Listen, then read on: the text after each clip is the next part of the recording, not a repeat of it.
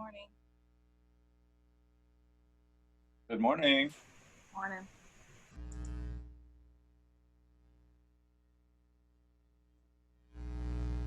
So we're gonna do that dosage calculation test this morning. Does anyone have any questions about the math before we start getting into things?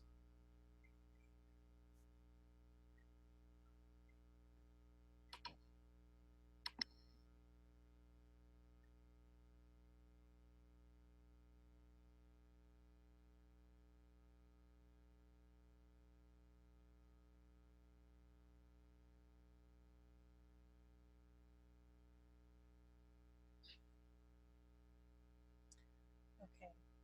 Um, let's go ahead and see if we can start getting into that land school air since that's always such a cluster. So let me see.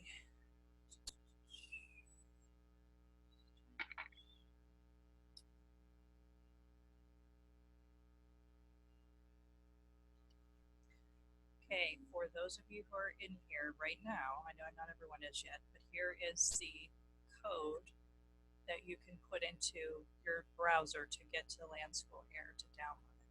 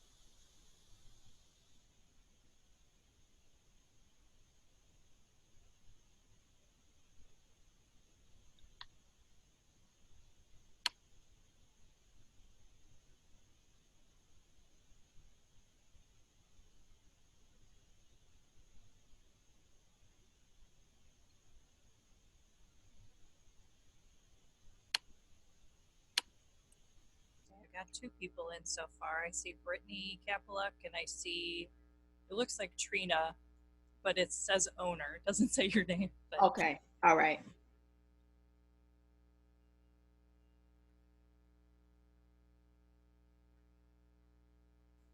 hopefully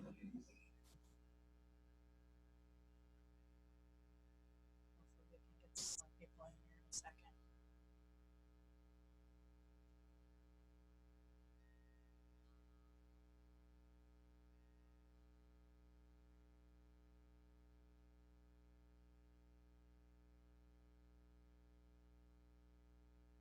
Oh, sorry.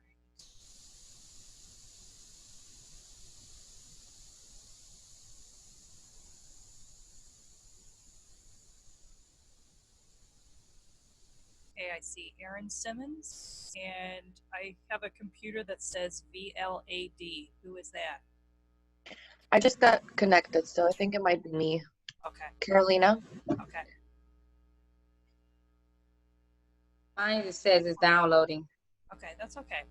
Sometimes it takes Okay. taking forever, so it's fine. Okay, thank you. I hate this land school air so much.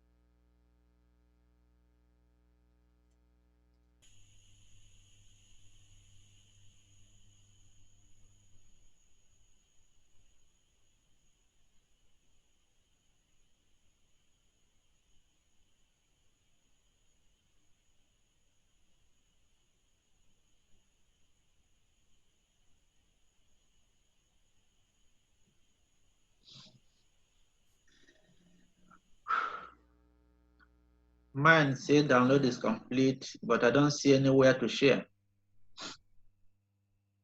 Just give it a minute. Hopefully it's just, being slow. I think it pops on its own, so it's just gonna take a second. Sil, can you send the link again for Land School? Yeah, give me 1 second here. Thank you. I'm trying to do, I know this doesn't make sense to you guys, but on my end, as the instructor end, we have like different classes we could open up. And since we have so many people in here, sometimes it's a pain having everything in one, and it takes forever. So I'm opening 2 so that hopefully we won't have that problem. So for people who just came in, try this link.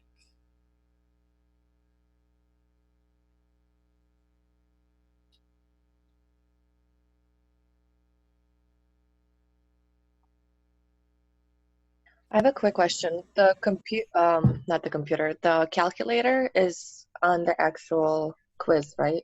There's like, will there be like an option for a calculator if we need one, or we actually need one? I think you just use your one from your computer. Because Okay, most computers yeah, that's what I have meant. Yeah. Okay, sounds good. Okay, so now I see Sierra, Adam, Ashley Barton, Hannah Littlefield, Mandy, Aaron Simmons, the computer that says VLAD, Brittany, and Trina. That's who I have so far. Mine says I'm sharing. I don't know if it has my name on as the computer or. I just read off everyone that I see so far. And then on the other class that I opened up, I have Taylor Dempsey, I have Riyadh, I have Destiny Kier. I can't say your last name. How do you say your last name? Canarian. Thank you. And then Caitlin just came up as well.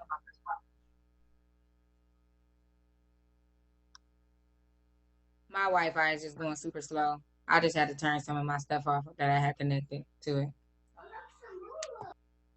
All right, I see Robert is in now.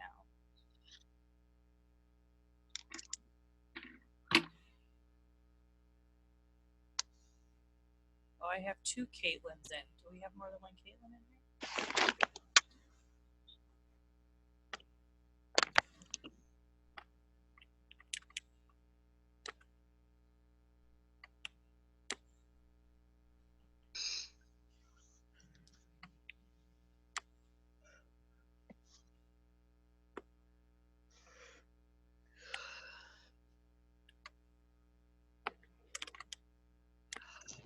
This is Caitlin. Am I in? Because it says I'm not, it doesn't have the little bubble saying I'm sharing. I have 3 Caitlins showing now on the screen. Okay.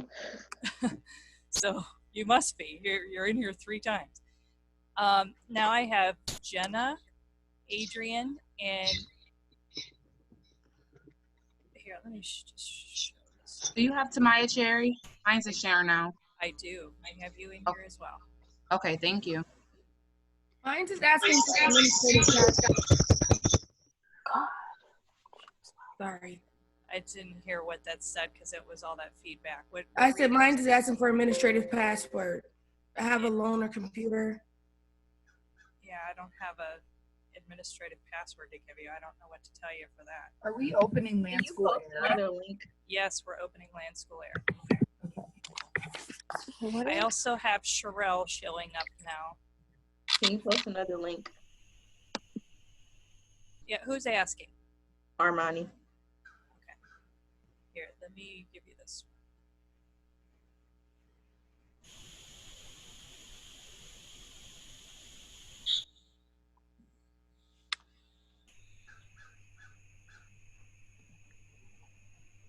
I have Alexis showing up now.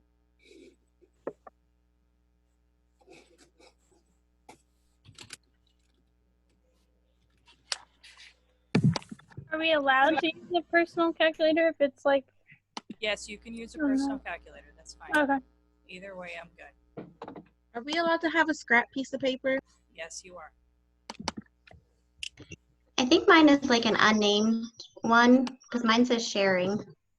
Okay, do you know what it would be? I looked on this under settings and it says my name, but last term Mrs. Kimes said it came up as something else. Like it was like a owner.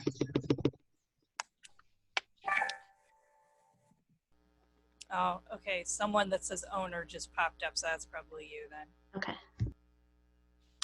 All right. Who's still waiting on theirs to share? Me. Me. I'm still waiting on mine. It says downloading client. Mine too. I just had got this laptop, so that's probably why it's going so slow. When I contacted IT, when you download Land School, you don't have to keep on clicking that box. Like when it turns red, just let it download. When you keep clicking the box, it starts it all the way over. So just let it download all the way through. Yeah, mine's downloading. I ain't clicking nothing.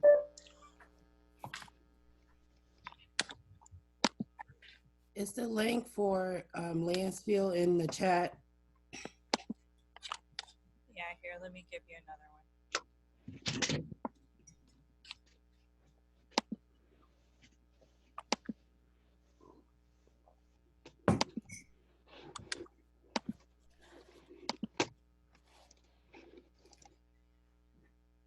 All right, I have Tiffany and Sabrina in now as well. Okay. There's two Sabrinas. Which one? It says Sabrina Washington. Okay.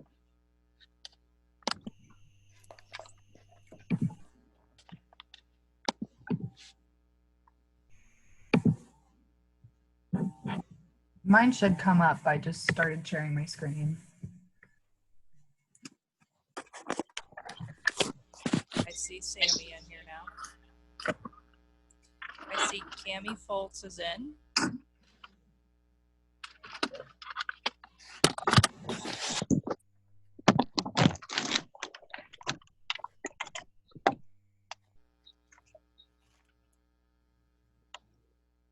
Okay, if you are not sharing your screen yet, if you don't see that you're on here and I haven't said your name yet, can you type me a message in the chat, please, so I can see who all still needs to get in?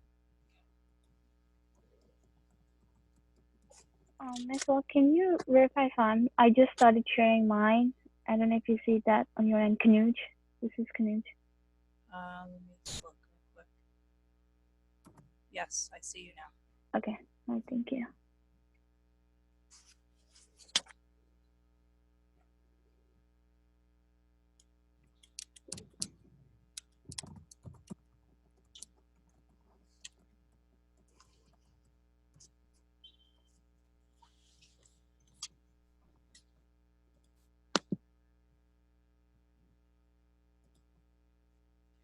I have someone that says T on here now. Who is that? I think that might be me, Taylor Hargraves. Okay.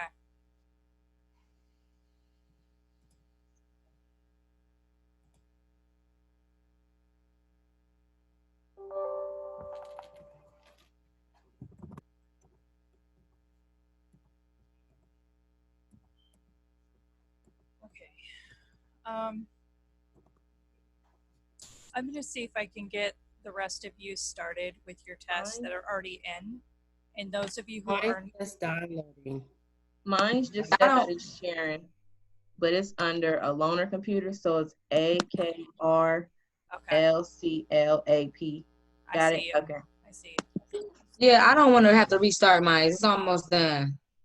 I'm not saying anyone has to restart anything. I'm saying you guys who are still waiting on yours to download and stuff, keep doing that. That's fine. Oh, okay.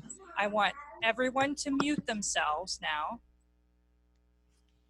Everyone needs to be sharing their screen so I can see your face.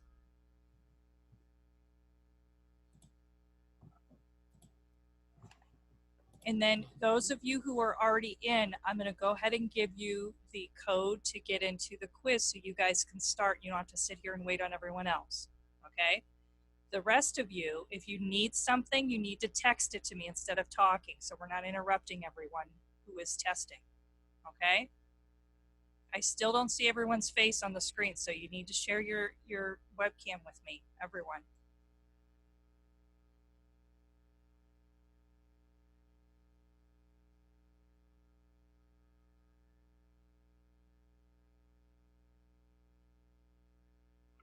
Can you tell us like who you don't see You are one of them. I don't Okay. see your face. on the Zoom? Yes, on the Zoom. Okay. I need to see your webcam so I can see what you're doing. How's the test like set up? Like it says no backtracking. Does that mean like you only see one question at a time? Yes. Okay. You can't go back. No. I don't see Yangar Cooper yet. There we go. Now I see you. All right, now I see everyone's face. Good. Okay, give me 1 second. I'll give you, the rest of you, the code to get in, okay?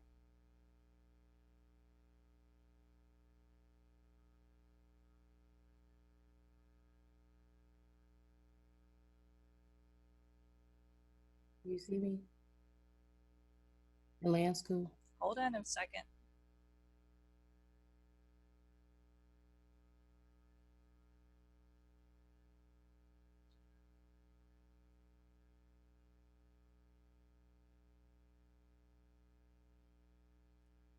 Okay, this is the code for those of you who are already in land school to go ahead and start your quiz.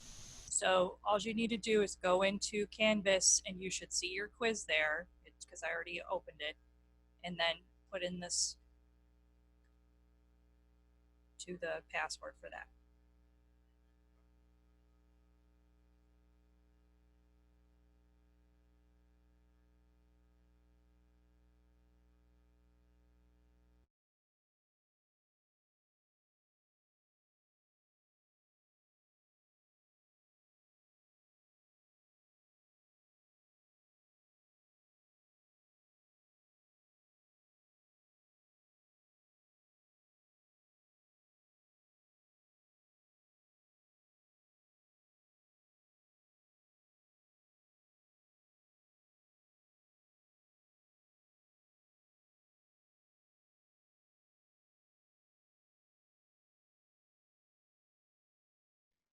Is it the Unit 2 dosage calculation exam 1?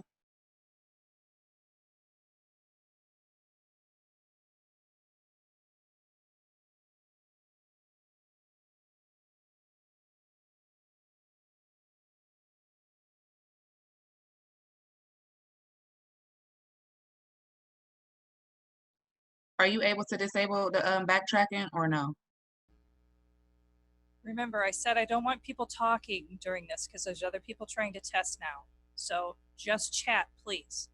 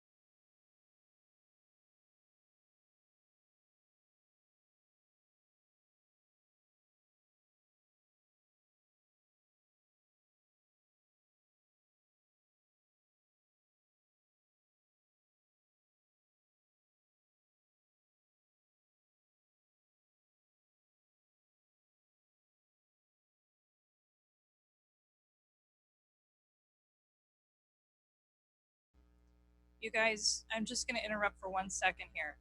I keep getting questions from people saying, oh, what do I do for rounding? Most questions tell you what to do for rounding. There's a few that do not. Don't worry about it. Put in what you get on your calculator, and I will look at everything at the end, regardless of how the computer grades it, I will grade it. So it's fine. Just put in what you have.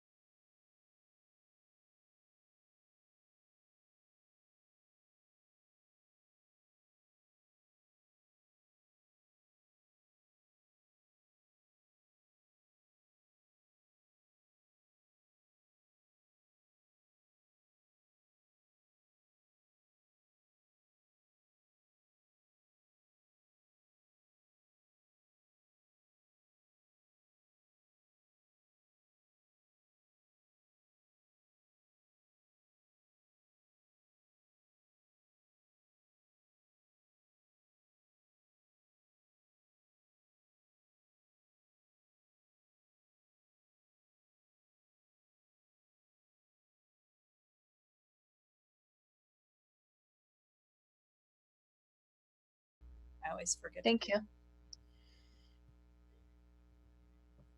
Okay, here we go. All right, so when we talk about fractures, there's a bunch of different ways that you can get a fracture, right? So you can just have a trauma where maybe you get into a car accident and fracture your leg or your arm or something, or you could fall. I had a fracture. I fractured my left lower leg when I was in college, like towards the end of my college time. And it was awful. I just fell and I broke my leg. So, you know, something simple like that. There's a ton of different ways that you can do this. So trauma is a big cause. Twisting. So, you know, just playing sports, you know, sometimes, you know, maybe your kid plays football or something and he gets hit a certain way and something breaks because of that. Or soccer or whatever. Their sports injuries are a big deal with fractures. Also abuse.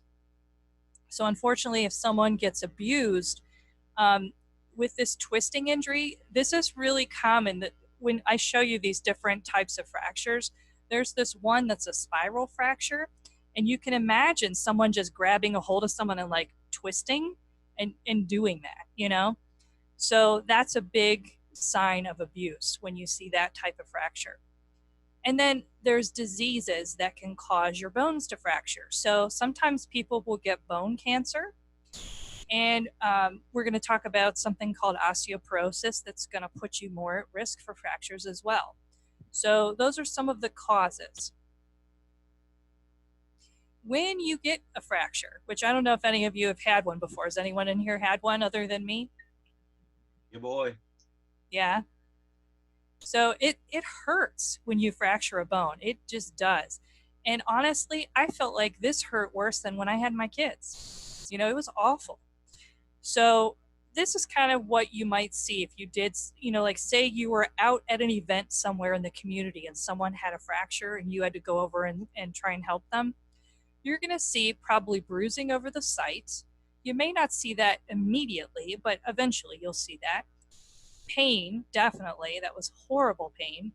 Now, when I first fractured my bones, I didn't feel pain right away. I was just kind of in shock like.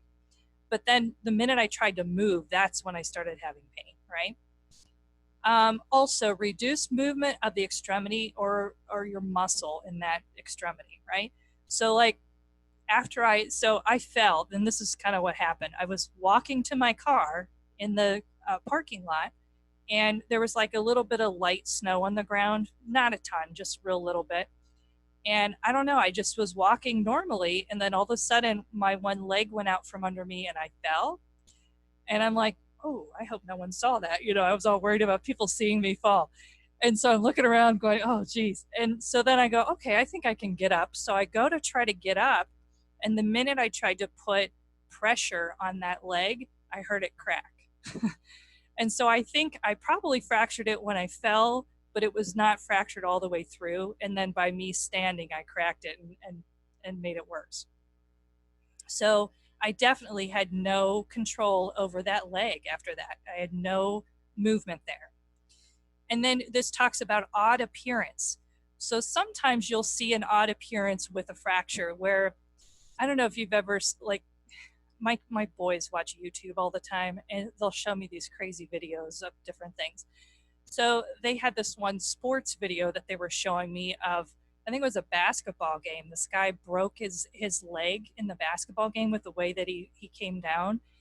And he had an odd appearance to his leg. You could actually see his leg turn completely the opposite direction. It was crazy looking. It was awful. So sometimes you will see that, but not generally all of the time. And then we have something here called crepitus. So crepitus is just like a crackling sound. Sometimes you might hear that because there's bone fragments that are like floating around in there. So just that the sound of those moving in there is kind of what that is. Swelling would be another thing. So yeah, my legs swelled up like ridiculously after I fractured it. So definitely that's going to be there. Sometimes redness at the site, and then a neurovascular impairment. And so if you remember anything out of what we talk about today, I want you to remember this neurovascular impairment, because when you're assessing someone, this is like a big deal. You need to remember these things. So this is kind of how you need to think of the neurovascular assessment. So I see it sometimes called the 6 Ps, or sometimes I see it called the 5 Ps. But basically, you're assessing this person for pain, and if they have a neurovascular impairment, their pain is going to be worse than it's ever been before. So it's going to be like different. Pallor. So the coloring of that extremity, you're looking at that. So if someone's having a problem neurovascularly with their extremity, that's going to be different. So when I'm saying neurovascular, I'm talking about blood flow, right? So like for me, for my leg, if someone was looking at my leg at that point, my leg would have been a different color. So if you're not having good blood flow to an extremity, what's it going to look like? What color? Blue. Well, Pure cyanotic.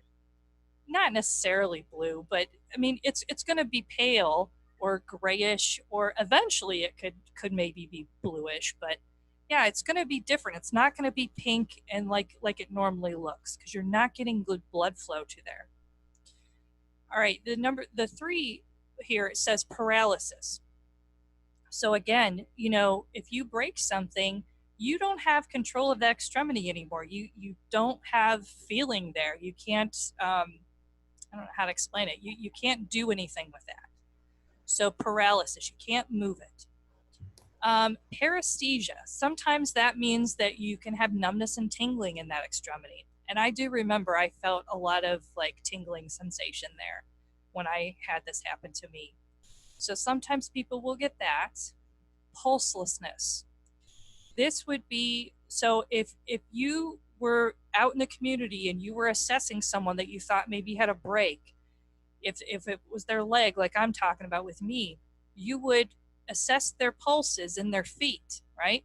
So you would assess the one that you think is broke and assess the other one that is not broke at the same time.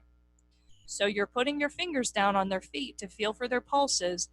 And if you felt something different in that extremity, that's, you know, indicating that there's a neurovascular problem. And then there's a term here called poikilothermia. So poikilothermia, all this means is that you're assessing like how cold or warm the extremity is. So typically, if you don't have a whole lot of blood flow to that area, it's going to feel cooler. So, you know, when you have good blood flow, you feel nice and warm, right? But when you don't have good blood flow there, it's going to get cool to the touch. So that's what poikilothermia is. So again, all of these things that we're talking about, you're going to assess every time you see anyone with a fracture, right? So you want to look at these things, and then you're going to see if you have an issue, and then you're going to go from there with what you do. Now, this all has to do with blood flow. So if you don't get good blood flow to an area, what happens? A teacher die off. Yeah, it may die off. So you see how I have ischemia sitting here on the slide? So if you don't get good blood flow there, you're not getting good oxygenation to the tissues. And so, yeah, maybe that area is going to die off. And then, you know, like for an extremity, that's a huge deal. If you don't get blood flow there and restore that blood flow, they could lose that extremity. They may end up having to cut it off and amputate. So huge deal. Could you explain number 4 again? I'm sorry, my computer froze on me and I kind of came in midway. Okay, so paresthesia just means that you have numbness and tingling. Numbness, okay.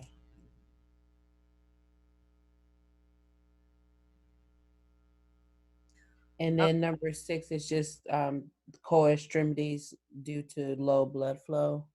Yeah, so you're assessing how warm or cold their extremity is. So if they don't have good blood flow, it'll be cold or cool to the touch.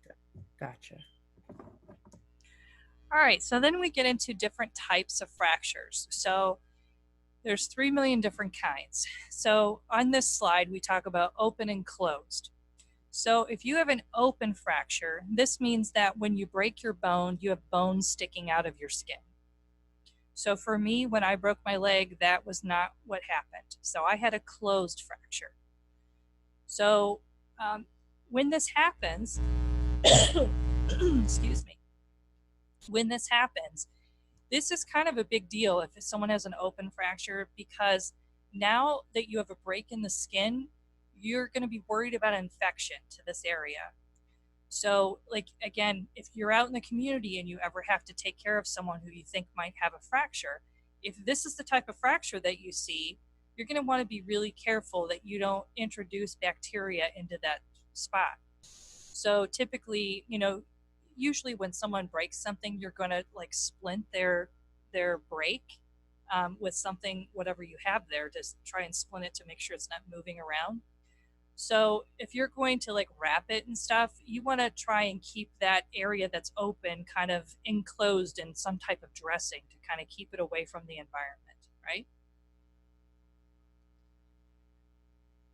All right, the next one is complete or incomplete fracture. So if you have a complete fracture, it means that it's broken all the way through the bone. Incomplete means that it's partway broken through the bone, but you have still a piece that's kind of connected. So for me, I think with my fracture, when I did that, I think I had an incomplete fracture at first, but then when I went to stand, I think I made it a complete fracture. I think that's what happened with me. All right, then we have what we call a green stick or a comminuted fracture. So again, the green stick fracture is where one side of the bone is bent while the other side is broken. So it's an incomplete type of a fracture. So it's just kind of like what we just looked at with this. You could kind of call that a green stick fracture, right? And then comminuted means that when you break your bone, it's in multiple pieces. So it's, you know, you have a bunch of fragments in there. So remember a few slides ago, we talked about how sometimes you might hear crepitus when someone has a broken bone. So you can hear those fragments like moving around and everything in there. And that would be, you know, when you get that crepitus sound. All right, then we have transverse or oblique. So transverse would be kind of a straight across type of a fracture. Oblique would be kind of at a slant.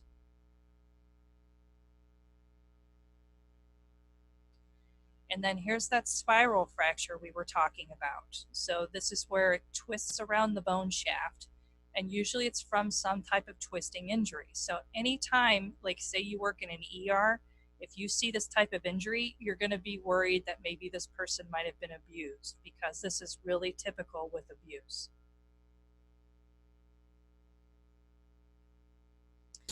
Okay, so again, this is kind of what you would do if you were out in the community and you had to deal with someone that maybe had a break.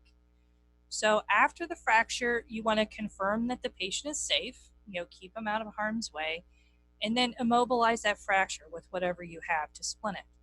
Why do you think it's important to keep it still and immobilized?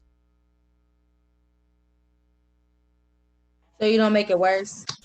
Yes. Like if it's not a complete fracture, you don't want to turn it into a complete one, or yeah, you know. Exactly. Because you definitely can make it worse. So, and I'll tell you what, just from personal experience, anytime you move someone's extremity that's broke, it hurts like you would not believe. So again, although that's our main reason, you know, we don't want to make it worse, it also helps the patient. You know, it helps keep them more comfortable by not moving it and keeping it still. So yeah, those are some of the reasons why you would do this. Now on this slide, it talks about sometimes you can get improper healing even. So if you don't immobilize it and it moves around, it can heal wrong, and it's just going to be not as strong as it was before because of that. Other things, if this person has a lot of bleeding going on in addition to this fracture, you're going to want to, deal with that. So you're going to put some pressure there. Make sure you ask if they've been on blood thinners or anything along those lines. If the fracture's opened, you want to cover it with some kind of sterile dressing because of what we talked about before. We're worried about infection. So if you can, cover it with something and try to keep bacteria out of there. And then we also want to elevate the extremity because you get a ton of swelling with a fracture.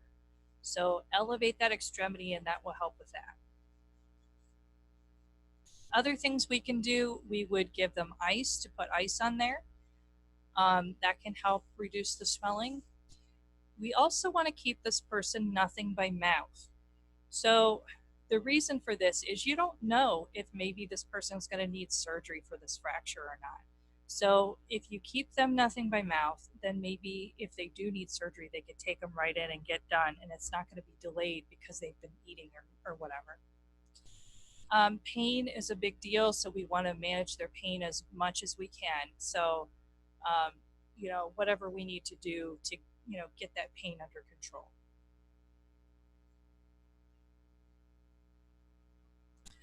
Okay, so let's see if we can try something new. I'm going to see if I can break you guys into groups. Let me see if I can do this.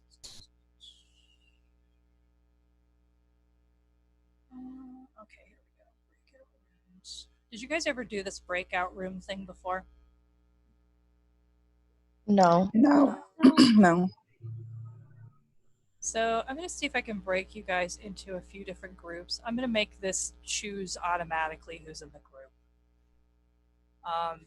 So I'm not choosing, it's choosing for me. So it's going to put you in groups in these different rooms. And I think what you're going to see on your screen, it's going to say something about a breakout room, and then you click on that and it'll take you in there. So when you're in your group, you're going to talk about a couple of specific things that I'm going to tell you to talk about. So what I want you to do while you're in your group, the next thing we would be talking about on here is some different types of complications of fractures. So I'm going to have you guys kind of research those for a minute. And then we're going to come back together here shortly after everyone's had a few minutes to look at that stuff. And then we'll talk about it, what you came up with in your group. So let's see. Let's see if this works. Yeah, it kind of works. Okay, so hopefully on your screen you can see this. So what you do is you just go ahead and join.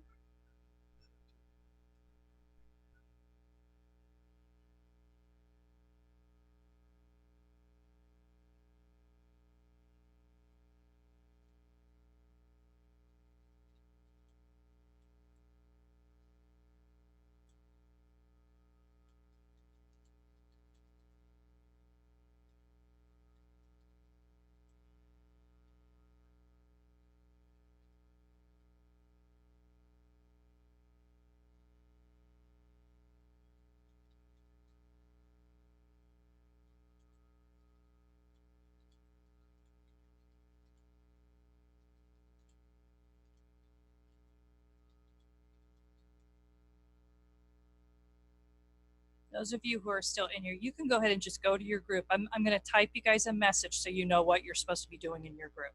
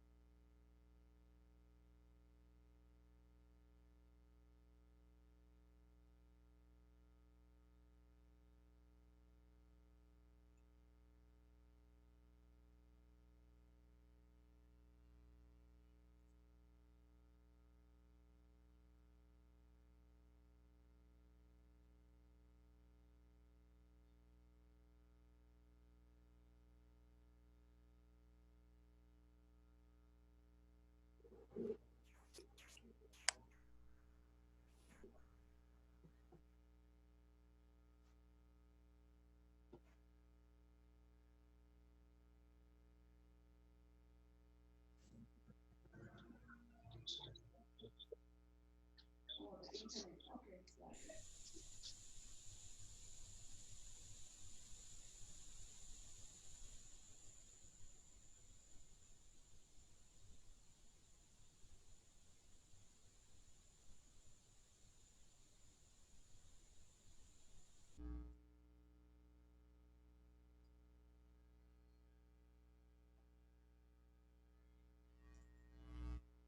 just waiting on other people to come back.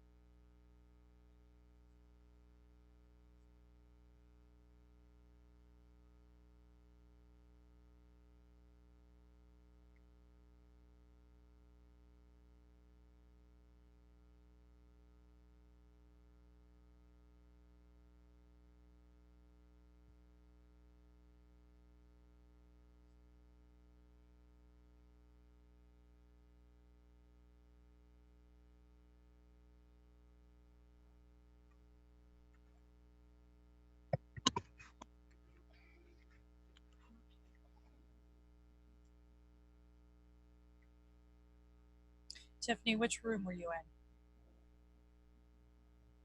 in? Room 7? Room 7? Yes, please.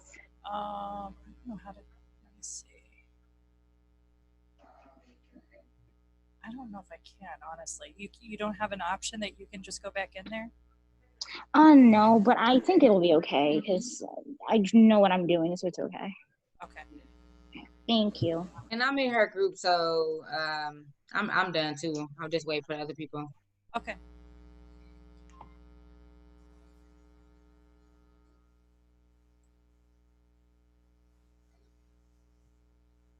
There's a few people still working. I'll give people a couple more minutes here.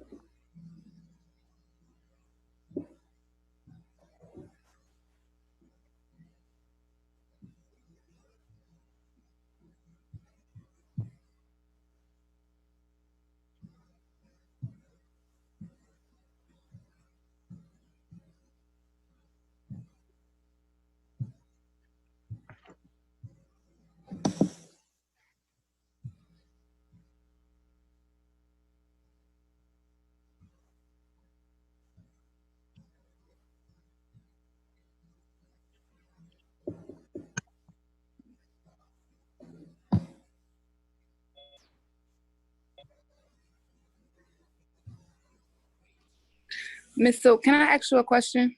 Yeah. Okay, so for the templates for the ATI, you know how you get on there and they say, basically it'll say something page number, like, do we get the information out of the ATI book, or? You can. Some people complain that the ATI book doesn't give you enough information. So It don't. In some of the pages that it's taking us to, it's not that information. It's okay. So try the ATI, and if it doesn't give you enough information, you can go to your big book. That's fine. Okay. And do we have to use, can we use our own sources or no? Basically just use the book? Yeah, I would use the book. I don't want like websites and stuff like that. No. Okay. Thank you. Uh-huh.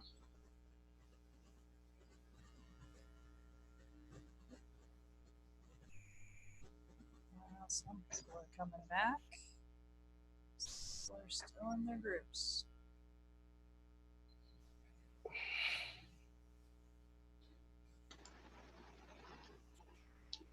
All right, I'm just gonna close all the rooms now.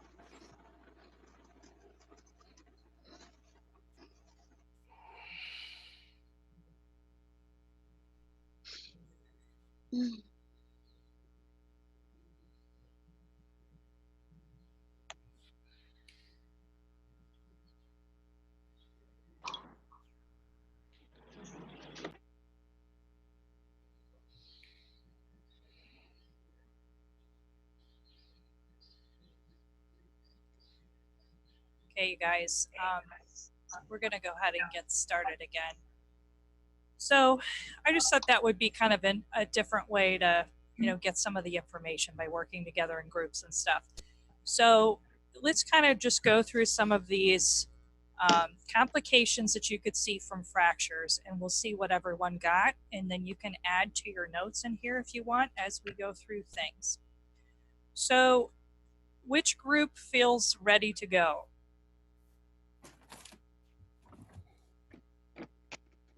Does someone want to go first with whatever their topic was? Group 7 can go first. Okay, that's fine. Pathologic fractures. Okay, let's hear it. So go ahead. Okay. A pathologic fracture is a broken bone that's caused by a disease rather than an injury, and some conditions weaken the bones, which make them more likely to break. Okay. So what would be something that would cause a pathologic fracture? Osteoporosis. Okay. Cancer, tumors. Okay. Osteomalacia. Okay. What else did you guys find out about pathologic fractures?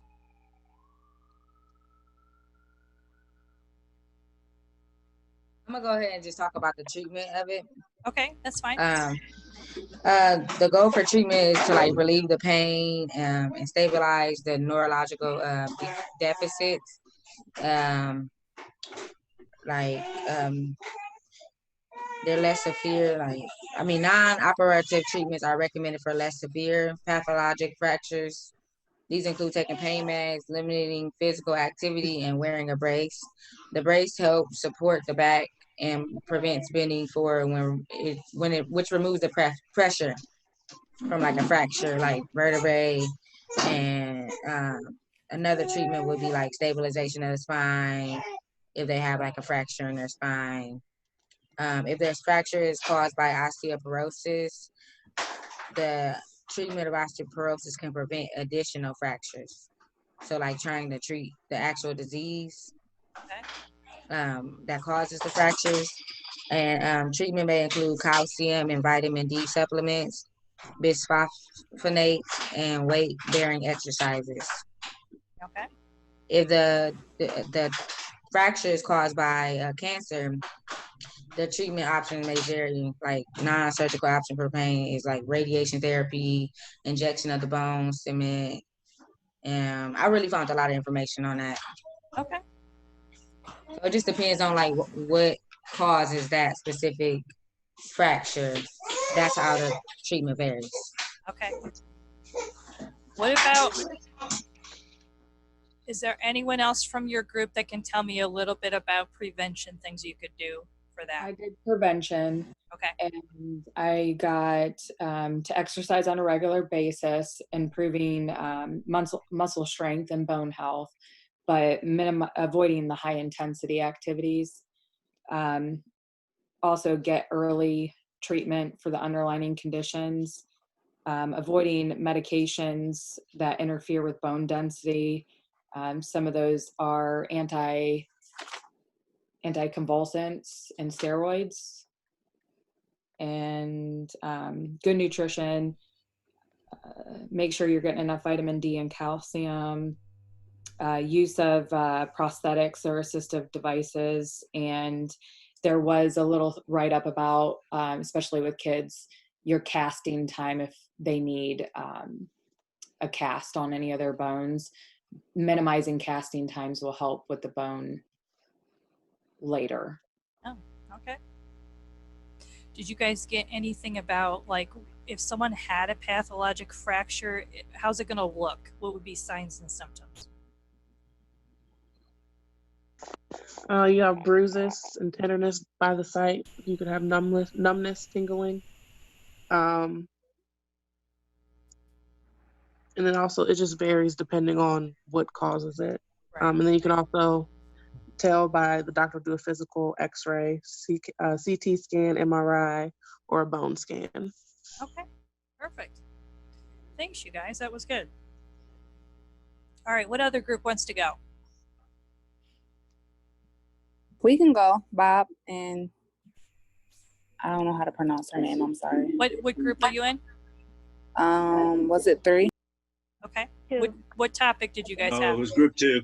Group Oh, I'm two? sorry. Okay. We were group 2. Yeah. Okay. Did you guys have compartment syndrome? Yeah. Okay, go ahead. Someone tell me about compartment syndrome. What is it? Compartment syndrome is a buildup of pressure from internal bleeding or swelling in a cavity inside the body. The pressure decreases blood flow, depriving muscles and nerves of needed nourishment. Symptoms can include severe pain, sensation of pins and needles, weakness in the affected areas, and severe cases will require surgery. I'll do the prevention part. The prevention, use safety measures like a seatbelt, airbag while driving. Keep yourself safe from injuries. Do not do like excessive exercises or running, because basically that's how it gets that far. Warm up. Basically, like, just don't work out too much unless you're permitted to. We have some side effects from it too. It's like aching, burning, cramping pain, tightness in the affected limb, numbness and tingling in the affected limb. Okay. I can talk about the intervention. So we want to make sure that we have to keep the extremity at the level of the heart, not below or above, because if we put above the heart level, so the blood will flow back to heart, and then it can cause like more ischemia to that part of the injury or the body. And we want to, if it's some of the causes of compartment syndromes is like crash injuries, burns, and tight bandaging. So we'll maybe want to loosen up a little bit of the band-aid so that's not really tight and causing more pressure buildup, because the fascia of the muscle does not expand, and that's when the pressure builds up inside the bone or the muscle. Okay. And we would like to also perform 6P of neurovascular check and notify the physician. Anything else? I don't know if she added this, but I had, you're supposed to prepare the patient for possible bivalvement of the cast. Okay. So they stick the cast on either side to reduce some of the pressure from the swelling. What does bivalvement of the cast mean? What does that mean? It means you have, oh, go ahead. Go ahead. Just in case people don't understand what you're saying. That's why I'm trying to get you to explain it more. So it's when you cut both sides of the cast down and then strap it together, which allows for expansion or swelling of the muscle or bone. Okay, perfect. Thank you. All right, didn't mean to step on you, Kanuj. No, you didn't. Anything else you guys had to tell us? Very rare. It does generally, if it becomes an issue and is not relieved, the flesh becomes necrotic and dies. And one more thing, it says that it needs to be fixed within 6 hours, because then the damage is permanent. So you need to fix that, it's like an urgent thing. Definitely. Now, what's the surgery that you can get done for this? I'm not sure, but It's called fasciotomy, and it's the only treatment for acute compartment syndrome. So what do they do when they do a fasciotomy? Anybody else want to answer? I think they will make a cut in that part, so that the pressure is relieved because there's no other way. Okay. So usually it's like a really long incision, depending on what extremity you're talking about, you know. So like say it's in my arm, they'd make a really long incision down my arm, and it's gonna like kind of fillet it open in a way, and all of that extra pressure that you have will be relieved then. And so after you do that, you can't like just go ahead and stitch it back up. It has to heal that way now. So it heals by that secondary intention. Can And I ask a question? I'm sorry, go ahead. That's okay. So sometimes people will end up getting other complications as a result of this too. You know, you can get infected and all kinds of stuff. So what was your question? Okay, so like when I looked, it said that it was a limb saving procedure. Does that just mean, what does that mean? So if you didn't do anything about this compartment syndrome and this pressure just kept building and building, you would have a cutoff of blood flow altogether in that extremity, and then that extremity would end up needing to be amputated because you don't have any good blood flow there anymore. You can't save the extremity because you need, you know, blood flow to take oxygenation and things to your tissues. Okay. So that everything can work like it should. Okay. Okay. All right. So that's compartment syndrome. Thanks, you guys.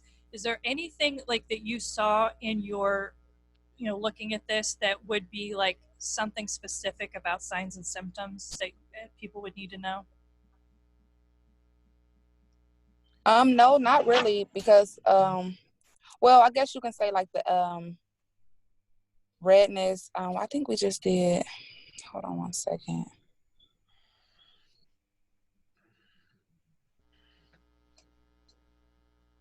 So it said people may experience swelling, internal bleeding, muscle weakness, nerve injury. Is it the paler sensation of pins and needles? Yeah, it seems like the signs and symptoms are pretty identical to a break. So you're gonna find the pain, the paresthesia, the paralysis, the pallor, the pulselessness. So it almost mirrors a break, which then it says that you would have to have either a surgery or an X-ray to ensure what you're looking at. Yes. So just a quick story. I actually had this happen when I was in nursing school. So in nursing school, this was at Akron General. I had clinicals there. And I went and I had this patient who, I'm trying to think what the heck he had. I forget what his actual diagnosis was. I think he had a knee replacement or something is what I'm remembering. Well, so he had the surgery the day before that I got him. And so I go in there, and this is one of, it wasn't my first clinical, but kind of like early on. And so I go in there to see this guy, and I'm like, okay, he just had surgery. He's going to be in pain. This is what his incision's going to look like, I'm looking at him, and he seemed like he was in a lot of pain, like more so than before. Because when I'm asking him about it, like he's so ouchy that like you can barely touch him. It's ridiculous. So that kind of stood out to me when I'm looking at him. And then as I'm assessing him, his leg is huge. Like it is swollen like you would not believe. And I'm thinking, is this normal? I don't know, And then as I'm assessing him, then I get to the pulses. And I'm like, okay, why can't I feel his pulse, And I'm thinking, is it me? I'm a nursing student. Maybe I just don't know what I'm talking about. I don't know. So I went out and I got my instructor, and I'm like, hey, I'm having a hard time getting this guy's pulse. Can you help me out here? I don't know if it's just me or what. So she couldn't get it either. And then she's like, well, hey, let's go get the Doppler and we'll see if we get it that way because he's so swollen. Maybe that's why we're having a hard time. So we get the Doppler, which I don't know if you guys have ever seen a Doppler or know what the heck it is, but basically if you know what an ultrasound is, you know how an ultrasound, they put the gel on you and they like scan stuff. It's just like that, except it's on a smaller scale, and you can get someone's pulse by doing that. So you put the gel on their foot, and there's like this little thing this little wand that you set down, and you like move it over their foot, and you can hear sounds. So you'll hear their pulse, right? If there is a pulse there. So we did that, and we couldn't get anything. And so we were getting concerned, you know, we're like, wow, this is not good. And so then we went to tell the covering nurse, and the covering nurse was like, oh, that's just students. They don't know what they're talking about. Like, she seriously was saying this. And so we were like, what the heck, you know? So she came in and she's like, oh, I'm sure I'll get it, no problem. So she comes in and tries to do it. She doesn't get it either.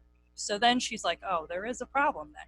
So then she finally calls someone, and they come to the bedside, and this guy had compartment syndrome. So what I'm trying to get at by telling you the story here is that, yeah, sometimes some of the signs and symptoms will be pretty, you know, benign. Like, you wouldn't necessarily think there was a big issue, but like those 6 Ps that we talked about, that's huge. So if you start seeing there's an issue, that's telling you, oh yes, there's a problem. You need to call someone. Okay. So what would be the cause of if they were, okay, like you said, the man was just in bed. Like, did he fall, or what would be the cause of that for it just to swell? He had surgery the day before. Oh, okay, gotcha. Okay. He had a knee replacement. Okay. So like he had an incision on his leg, and he had, I'm trying to remember, I think he had like a knee immobilizer or something on as well, you know? So there's all this stuff that's like compressing his leg, and he just, And it should, okay. yeah, it was bad. I do have a question. Yeah. I don't know how true this is, but I also is. I'm sorry, you're cutting out. I didn't hear everything you just said. So I don't know how true this is or not, but I also heard compartment syndrome. If you give pain medicine, it usually doesn't relieve it. Yeah. So that's like another way to check if the complication, because the patient is still experiencing the same pain. Yes. After and pain medicine. That was true with this guy, because like earlier on in the shift, we tried to give him pain medicine and it didn't touch his pain at all. Yeah, that's a good point. All right, so that's compartment syndrome. So that's your thing about that. So who had fat embolism syndrome? Can you guys talk about that real quick? The fat embolism syndrome occurs basically when fat enters the bloodstream from a break or a fracture. Okay. Some of the a couple of the symptoms that I found was a fast heart rate, shortness of breath, mental confusion, rash, and red spots. Okay. Anyone else in your group want to talk?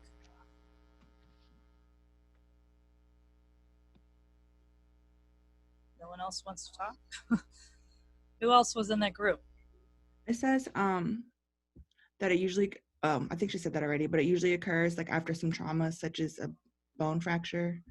Okay, and usually it's a specific type of bone fracture that you would be more at risk for getting a fat embolism syndrome. Did you guys get that in your stop? Was it the long bone? Yeah. Yeah. And sometimes I think, did you see anything about like pelvic fractures too? Something like that? No, I didn't. No. Usually, I think it's long bone and pelvic fractures would be more at risk for fat embolism syndrome.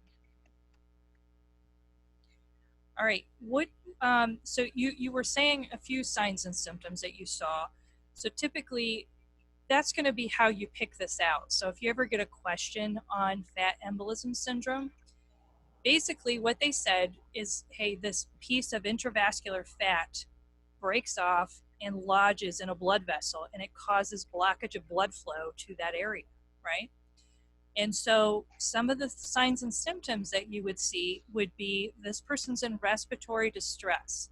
So if someone's in respiratory distress, that's kind of extreme, right? So usually you're going to see, you know, them using their accessory muscles, their respiratory rate's going to be really high, you know, stuff like that. So that would be in the question. And then typically when you're having that much trouble oxygenating, a lot of times people will get confused. So mental confusion would be in there as well. Other things that you might see, like they were talking about a rash, there's a petechiae type of a rash that you might see in someone with this. Sometimes you'll see renal dysfunction, increased heart rate, jaundice sometimes associated with this as well. So what did you guys find for the treatment of this? What would you do for this?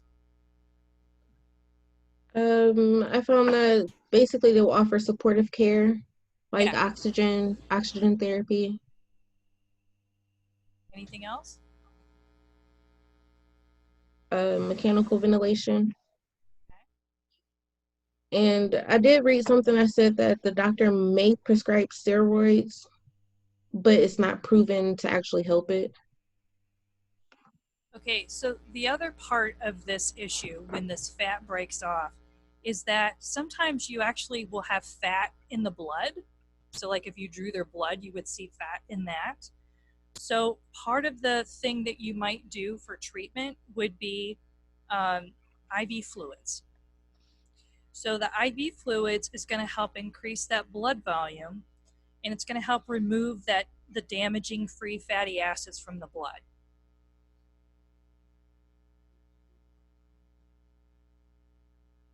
So really treatment is supportive, like she said. So whatever they have going on, you're just going to treat their symptoms.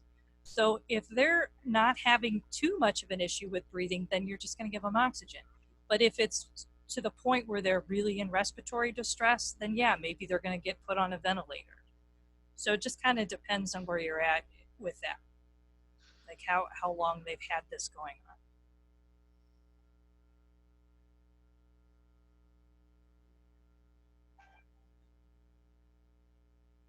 Anything else you guys got to say about it, or did we hit everything? I think that was everything. Okay, thank you. All right, who had venous thromboembolism? Our group did. Okay, go ahead.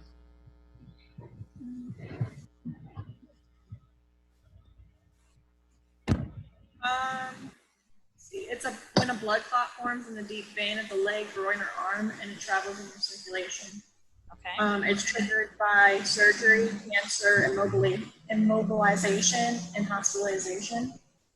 Okay. Treatment can be anticoagulants or thrombolytic therapy.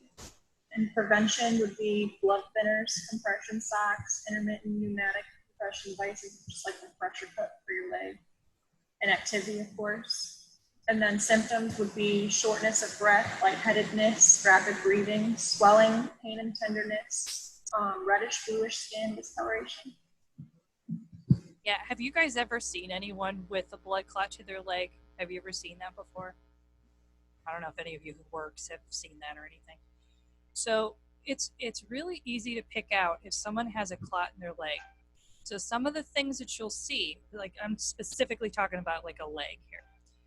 So you'll see it in like their calf, okay? So that calf area is going to be edematous, so it's going to be bigger.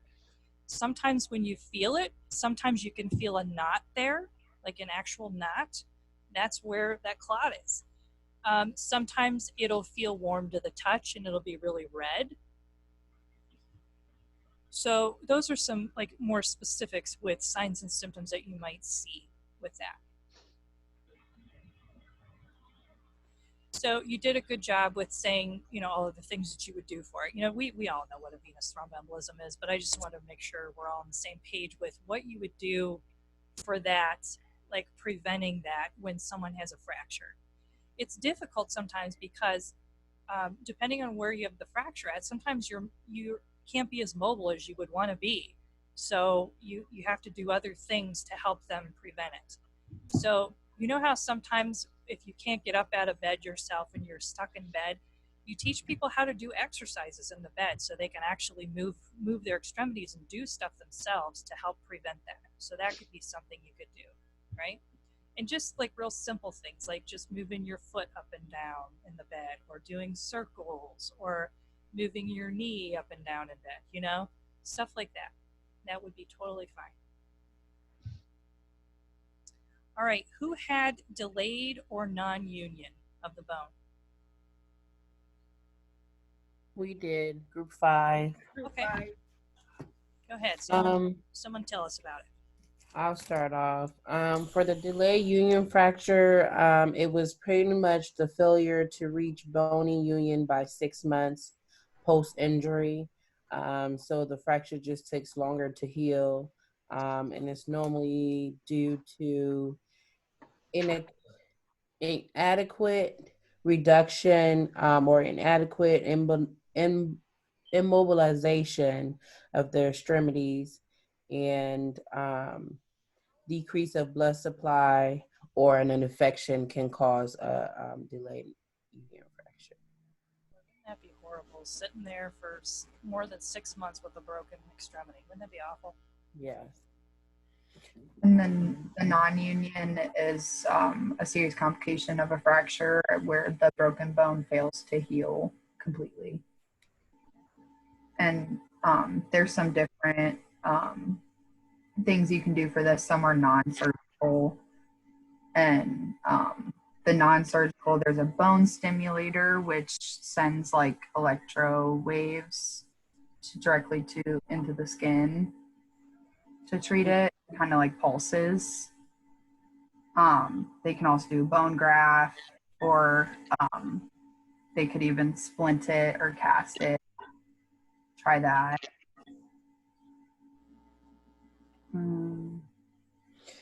For the stimulator, I read too that I guess in order to apply it, you put that over the skin of the non-union fracture for about 20 minutes or several hours. I got it. Is that just supposed to like increase blood flow to the area or something? It says it stimulates some kind of electric shock that stimulates healing. So it might do the blood that's gonna circulate, so it makes it heal faster. But that's kind of interesting. I also read that nutrition and tobacco and nicotine problems can slow the bone healing. Yeah, so I gave this one to you guys on purpose because I know in the past I've seen questions where they ask you about why someone would have this happen. So I don't know if you guys have known anyone in the past that has had a broken bone that didn't follow their restrictions for long enough. Did you ever see anyone like that? Like we have friends of ours whose their kid broke his leg, and he was supposed to, you know, keep his cast on for a certain period of time and to like not have, you know, not put pressure on it for a certain amount of time and stuff. And he didn't follow that. He did what he wanted, and so then he had non-union. You know, so that's usually a big problem with this. So if people don't follow their instructions on what they're supposed to be doing, then yeah, you could get that. Okay. Mm-hmm. All right. Who had avascular necrosis? Oh, we did. Okay, go ahead. Well, basically what it is the lack of blood supply, what kills the bone tissue. It's common for in the bone. Okay, it's common between people at the age of 30 and 60. Usually affects the hip, and it's associated with the long-term use of steroids and too much alcohol drinking. The treatments can include physical therapy, surgery, and medication. A couple options like core compression, and basically it's removing parts of the inner layer of the bone reshaping. It's one of the options too. Joint replacement. That's all I found. Okay. Somebody else want to add something? Yeah, someone else want to say more?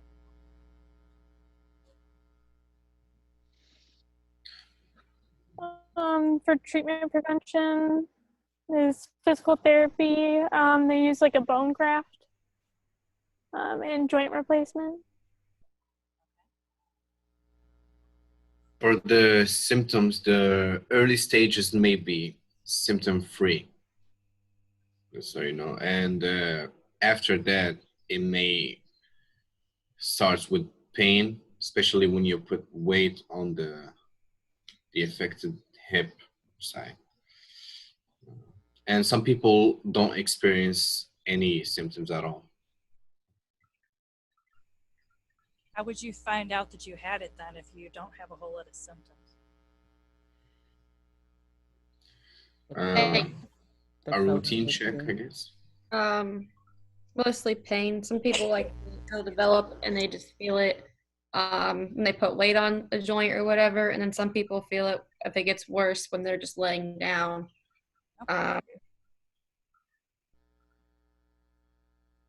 So yeah, that's really all I found, like for the symptoms, was just the pain.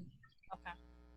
So probably someone would have kind of out of control pain, and then you would just do further testing and figure out that that's what was going on. Yeah. Okay. All right. Thanks, you guys. All right. What did I miss so far? So we got avascular necrosis. We got pathologic fractures. We did delayed union and non-union, fat embolism, venous thromboembolism, compartment syndrome. Did we do osteomyelitis? No, that's ours. Okay, go ahead, you guys.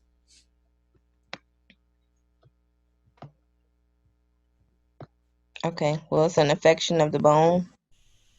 And it's in one part of the body that may spread through the bloodstream into the bone or in an open fracture.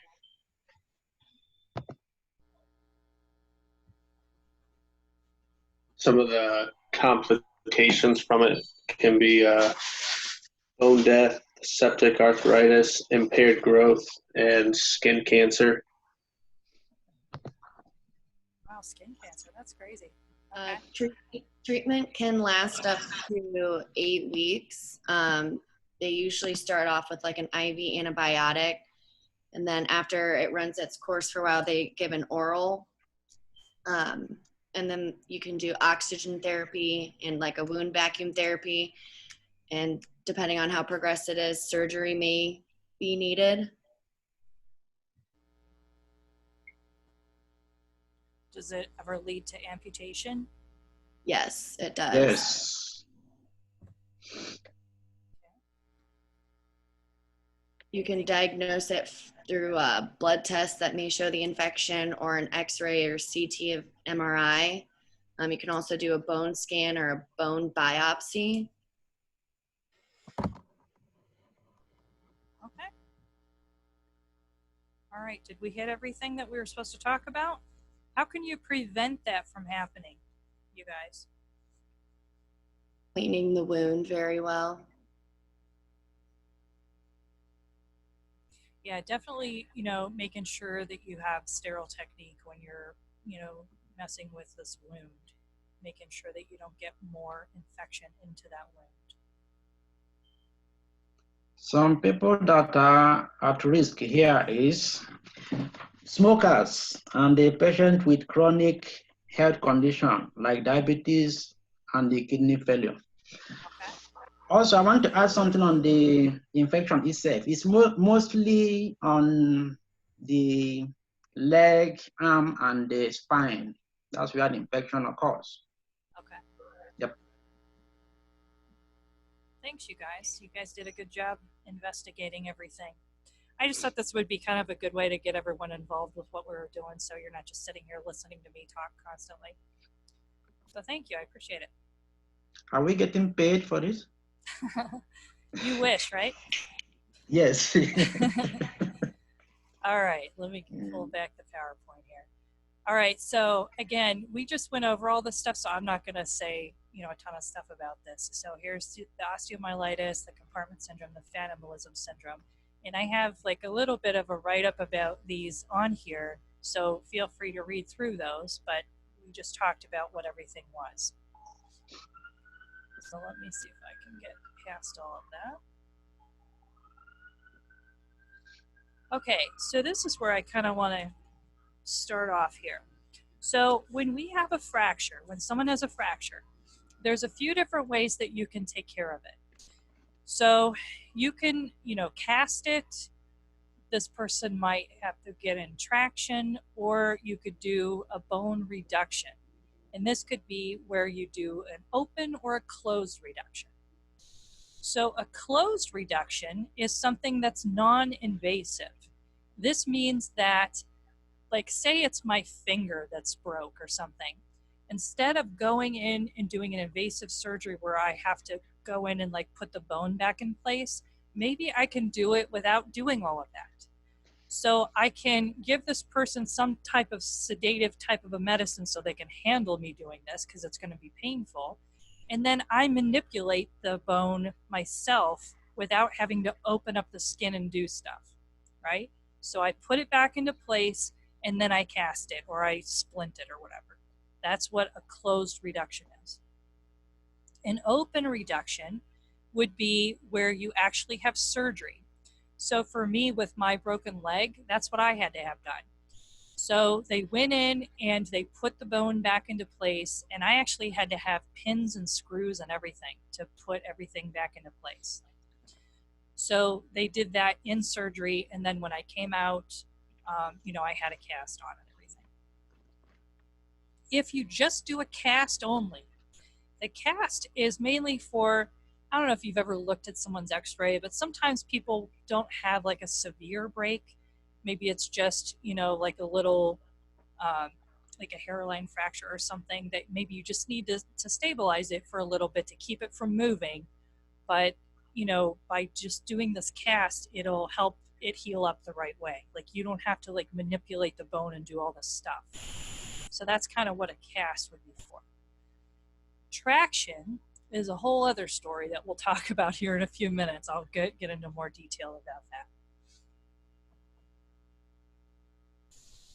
All right, so I just kind of told you what these things are.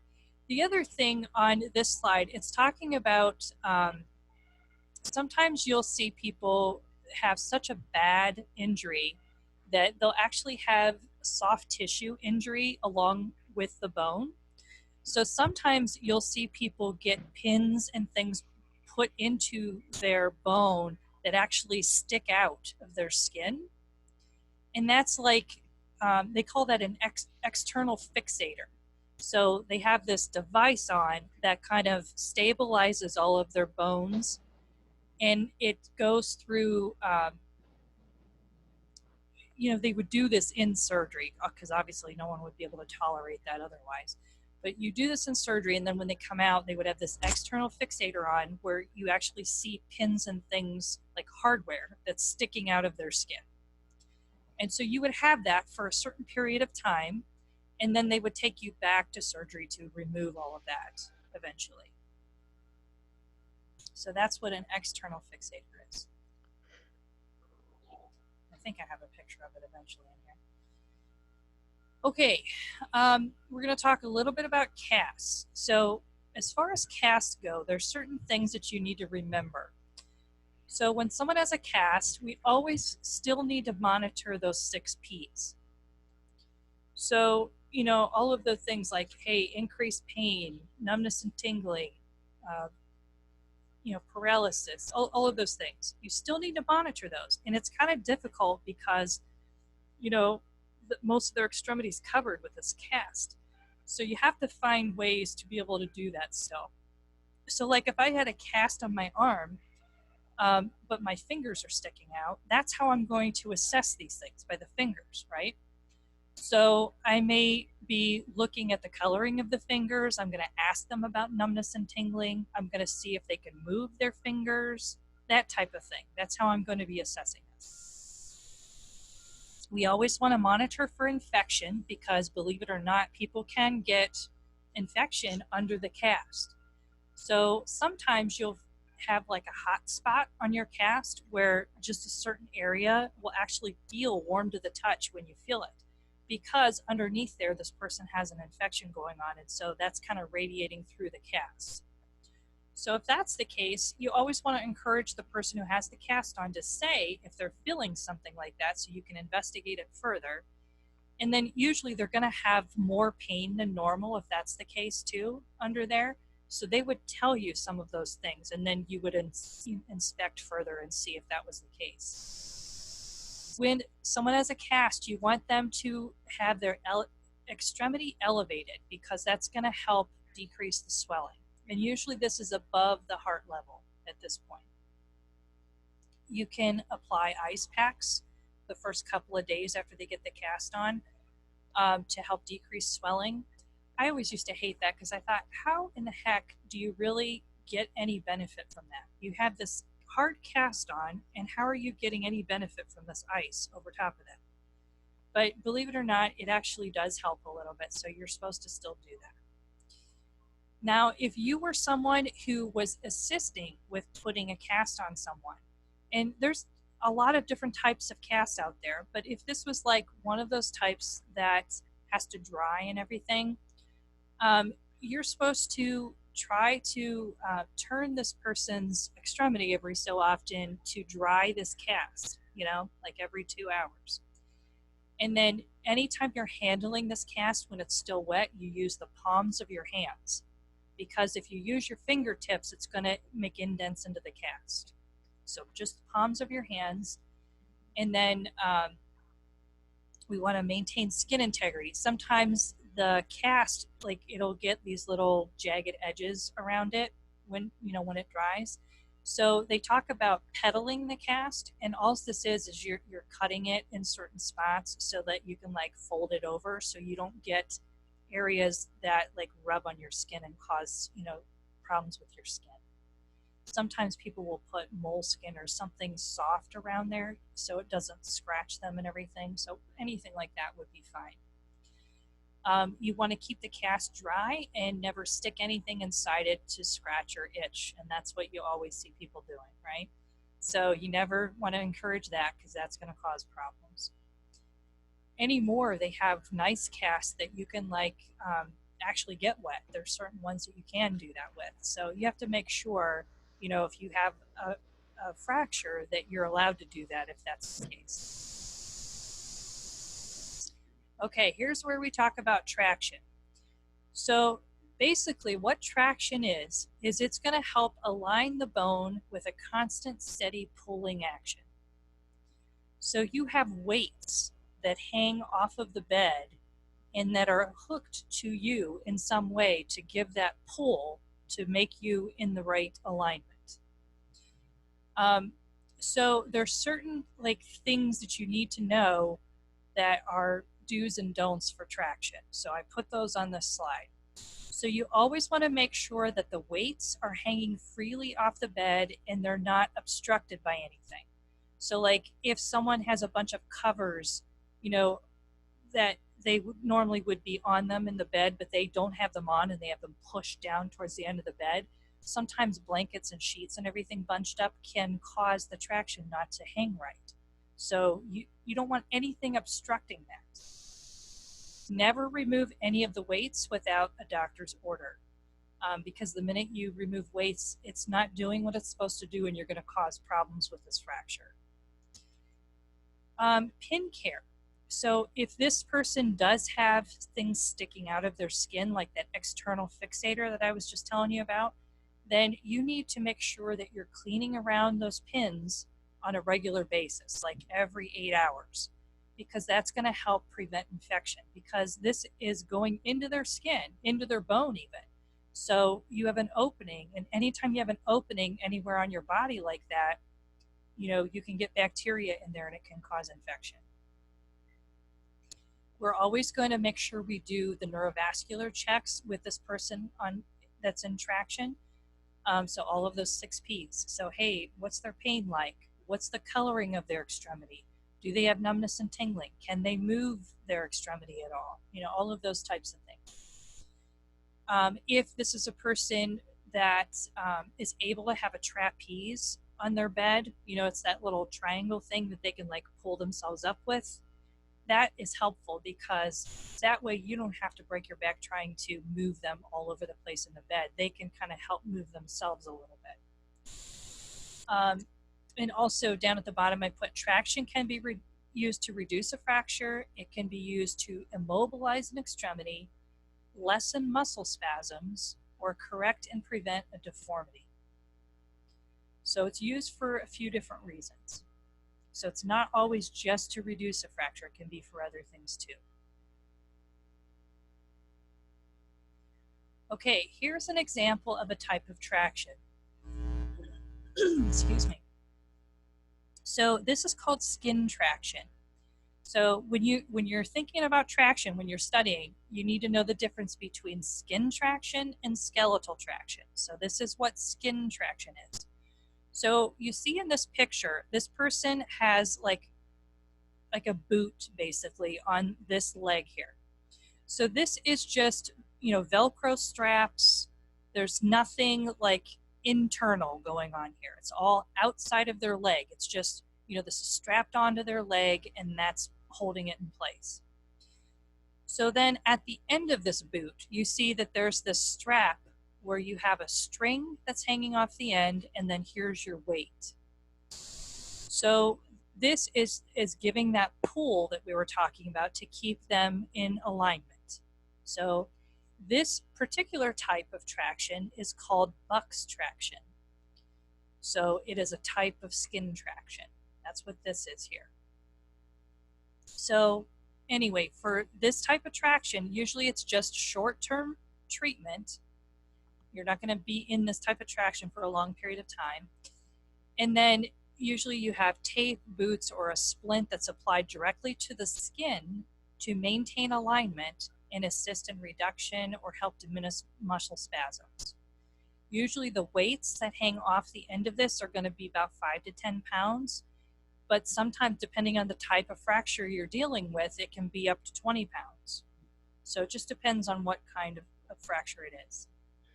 So for this particular one in this picture, if, you know, we haven't talked about it yet, but when we talk about hip fractures, this is kind of what you would put someone in if they had a hip fracture. So What's like the name of this again? Buck's traction, B-U-C-K-S, Buck's. So like if you have a little old lady who fell in the middle of the night and broke her hip and came in, typically you're not going to have a surgeon right then and there to be able to do surgery on her right there because it's the middle of the night. So until the surgeon can come in to fix her, you would put her in Buck's traction. And so, you know, like this would be the extremity that's in the traction here. That would be the you know, her hip that was broke on that side. And you would put, you know, this little boot thing on her and have this on there like that. This would actually help her feel better until she gets her surgery, because that pull that it gives, it kind of like relieves those spasms and stuff that they get from this fracture. So that is skin traction. So remember, nothing is internal here. Everything is external. Okay? Then we go to skeletal traction. So skeletal traction is actually placed in surgery because now you have something that's inside the bone. So if you were in skeletal traction, usually you're in it for a certain period of time. It's a long period of time. And it's going to be used to align those injured bones and joints, to treat joint contractures or sometimes congenital hip dysplasia. But it provides this long-term pull that keeps the injured bones and joints aligned. So the physician will insert pins or a wire into the bone, and either partially or completely to align and immobilize that body part. So look at this poor person in this picture. So they have something inserted into their skull, and then on the outside of their body, you see this hardware that's attached to whatever is inserted there, and then the weights are actually hanging off the end of the bed here, you know, using that pull. So with skeletal traction, your weight range is going to vary as well depending on what you're trying to fix. So anywhere from 5 to 45 pounds. Too much weight is going to result in delayed union or non-union. And then, of course, a major disadvantage of this type of traction would be infection, you know, because you have an opening in the skin, because you know, whatever they inserted into your bone is like that opening. So the other thing would be prolonged immobility, because obviously you wouldn't be able to get up and walk around with this type of traction. Okay, this is a picture of an external fixator. So this person, you know, had some type of trauma that happened to them, and they had to have surgery, and they went in and they aligned their bones, but they came out with this external fixator. So this would be for simple fractures and complex fractures with extensive soft tissue damage. You correct bony deficits. You know, it could be like a congenital problem that someone has, you could correct with this. Sometimes pseudoarthrosis, non-union or malunion, and even limb lengthening you can do with this. So it's usually some kind of, you know, metal device that is attached outside of the skin somewhere, where you have metal pins inserted into the bone. So this is going to immobilize when a cast or other traction is not appropriate. So like you typically, when someone has this, they have a bunch of soft tissue injury is why they have this and not just a cast.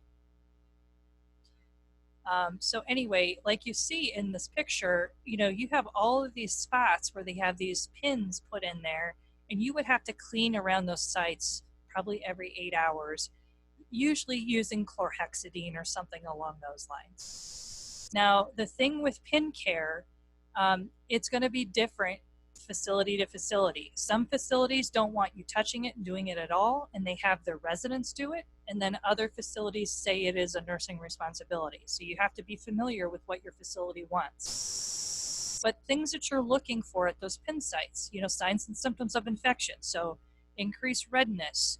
Obviously, you're going to have a little bit of swelling having that in there, but you don't want to have increased swelling. You don't want to have drainage around those pin sites. So a lot of times when you see someone with this, they'll have like stuff wrapped around those pin sites, like a little bit of gauze. And you, anytime you would do pin care, you would change that gauze. And so the gauze, the whole purpose of that is to keep that skin down by where it's supposed to be, because sometimes when people have this, the skin will start to grow up onto the pins like this, and it'll do that tenting. And you don't want to see that because it's hard to get fixed that afterwards. So you would keep that from happening by wrapping those pins with that gauze and keeping it down towards where it's supposed to be. So those are some things to think about with this. And you just have to realize too that this person's going to be at increased risk for bleeding. So you don't want to, when you're cleaning around those pins, you don't want to like scrub or do anything really harmful, because it can cause them to bleed, and then you're going to have a hard time getting them to stop. So you just want to use like a swab and just like gently clean around there, and you know, any kind of crusting or anything you could get off without really you know, scrubbing hard or anything. So are we all clear about the different types of traction? What's the difference between skin and skeletal, everyone? Tell me the difference. Skin has no invasion, skeletal is by surgery. Okay. And then what's the purpose of this external fixator? Is for soft tissue damage. And it's for simple fracture or complex fracture. Yeah, it's basically just putting the bone back into place. So instead of casting this person or, you know, fixing them internally, they couldn't do that because of the type of injury they had. So they do this instead, and they have put the bone back into place, but now they're going to have this external fixator for so many weeks to you know, encourage healing. And then once they get to a certain point, then they're going to take them back to surgery to remove all of that hardware. Okay? Questions so far?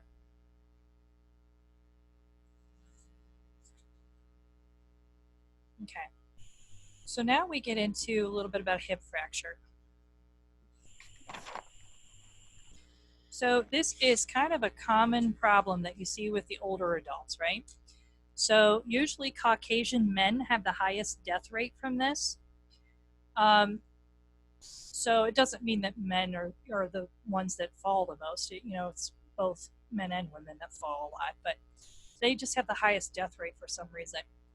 The hip is a ball and socket joint, so depending on how you fall, you can fracture yourself different ways, right? So like you see in this picture, this person fractured right where that ball is, right there. So depending on where you fracture at, they're going to fix it differently. And there's different names. So like, hey, did you fracture your femoral head or the neck or the introtrochanter? They're going to be called different things, and that's going to tell you exactly where it was fractured at. Like see, look at these pictures. So here's a femoral neck fracture right here. So the actual ball of the joint is right here, but then it's over a little bit from that. So that's the neck part. And then here's an introtrochanteric region fracture. So it's like more on this part of the bone.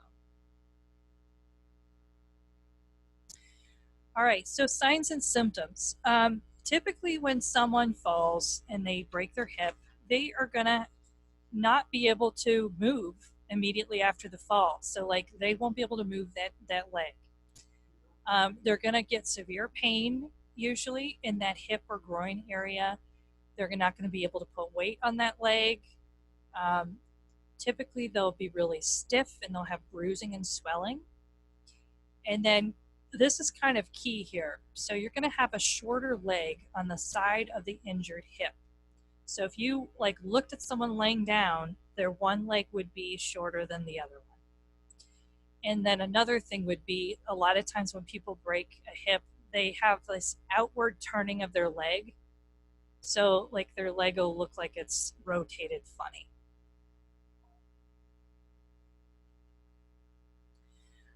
All right, so some possible complications of a hip fracture. You could get infection, of course. You could get decreased function and range of motion, loss of bone density. And then another thing to kind of think about, which I don't know if you've thought about this before, but with older adults, when they fall, a lot of times they have multiple falls, right? And so if someone's already had their hip fixed before, maybe they had a hip replacement even, if they fall again, they're going to have loosening of their internal fixation devices that they already had fixed, right? So that could be an issue. So, I don't know if I can find this. Let me stop sharing this just a second. So on Canvas, under modules, for week 2, I have a bunch of things to look at as far as handouts. I'm trying to think what this one would be called. This one,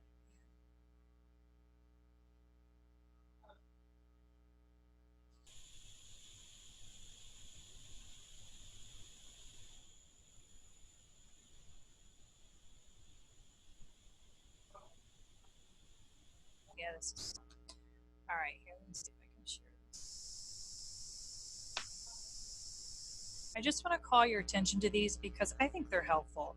If I was a student studying for this stuff, I would probably use this. So these picture things that I put on here, they tell you a ton of stuff. And so like when you're specifically learning about hip fractures, I would look at this because I think you have all the main stuff here. So on here, it talks about, hey, here's our complications of hip fracture. So you could get, problems with your circulation in that hip, immobility, like we just talked about, delayed union or non-union, fat embolism because it's a long bone fracture, right? Nerve and vascular injury. You can get infection or emboli that happen or avascular necrosis. So those are your big risk factors or your complications. Your risk factors then for getting a hip fracture would be increased age, so older adults. Females are actually more at risk than males. If you have a history of osteoporosis, that's going to put you more at risk. And then usually it's going to be people that have a bunch of chronic conditions that are going to be more at risk compared to someone who's a little bit healthier. When you have this happen to you, your signs and symptoms, here they are right here. So pain, you're not able to bear weight, your affected leg is shorter than your other one. And remember the difference between adduction and abduction, right? So adduction of the affected leg, so it's turned out. External rotation, deformity, all of these things. So then it talks about nursing care. So yeah, we're going to check our doctor's orders to see what they have ordered. We're going to maintain abduction. So we don't want the leg to be rotated out like that. We want it rotated back in. So we're going to maintain that position. We are going to do coughing and deep breathing to prevent all of those normal things that we just talked about last week. Monitor I&O, exercise when it's okay to do so. So typically after they get surgery, the very next day, they're okay to start doing stuff. So they do it quickly anymore. You do some client teaching about hip precautions, which we're going to talk about here in a minute. And you try to promote self-care as much as possible. So even though they feel like they're helpless, at first, you try to get them back to their normal, functioning. So that's kind of some of the nursing care things. And then with treatment, yeah, remember we just talked about Buck's traction, so that would be a possibility at first.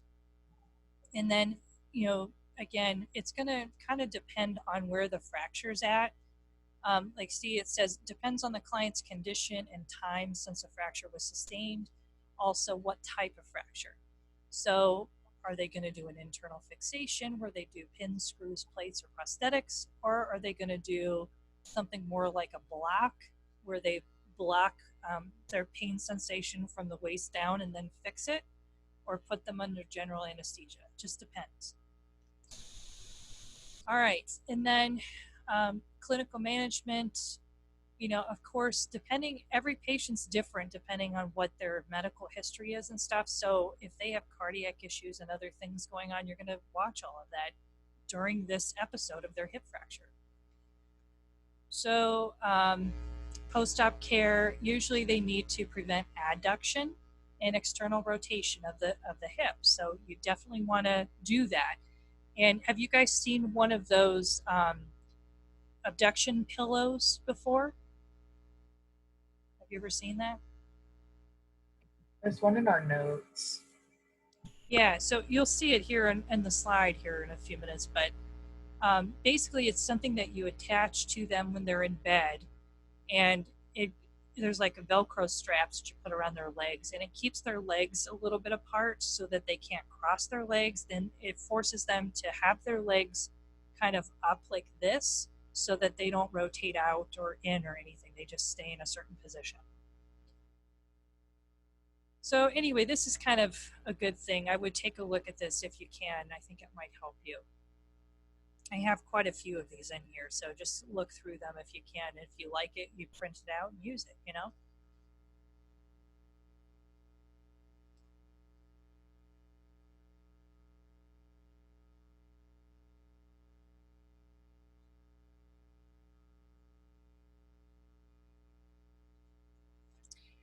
I just mentioned the different types of surgeries here. This is not something you generally need to worry about too much. I just gave you some more information there about the surgeries.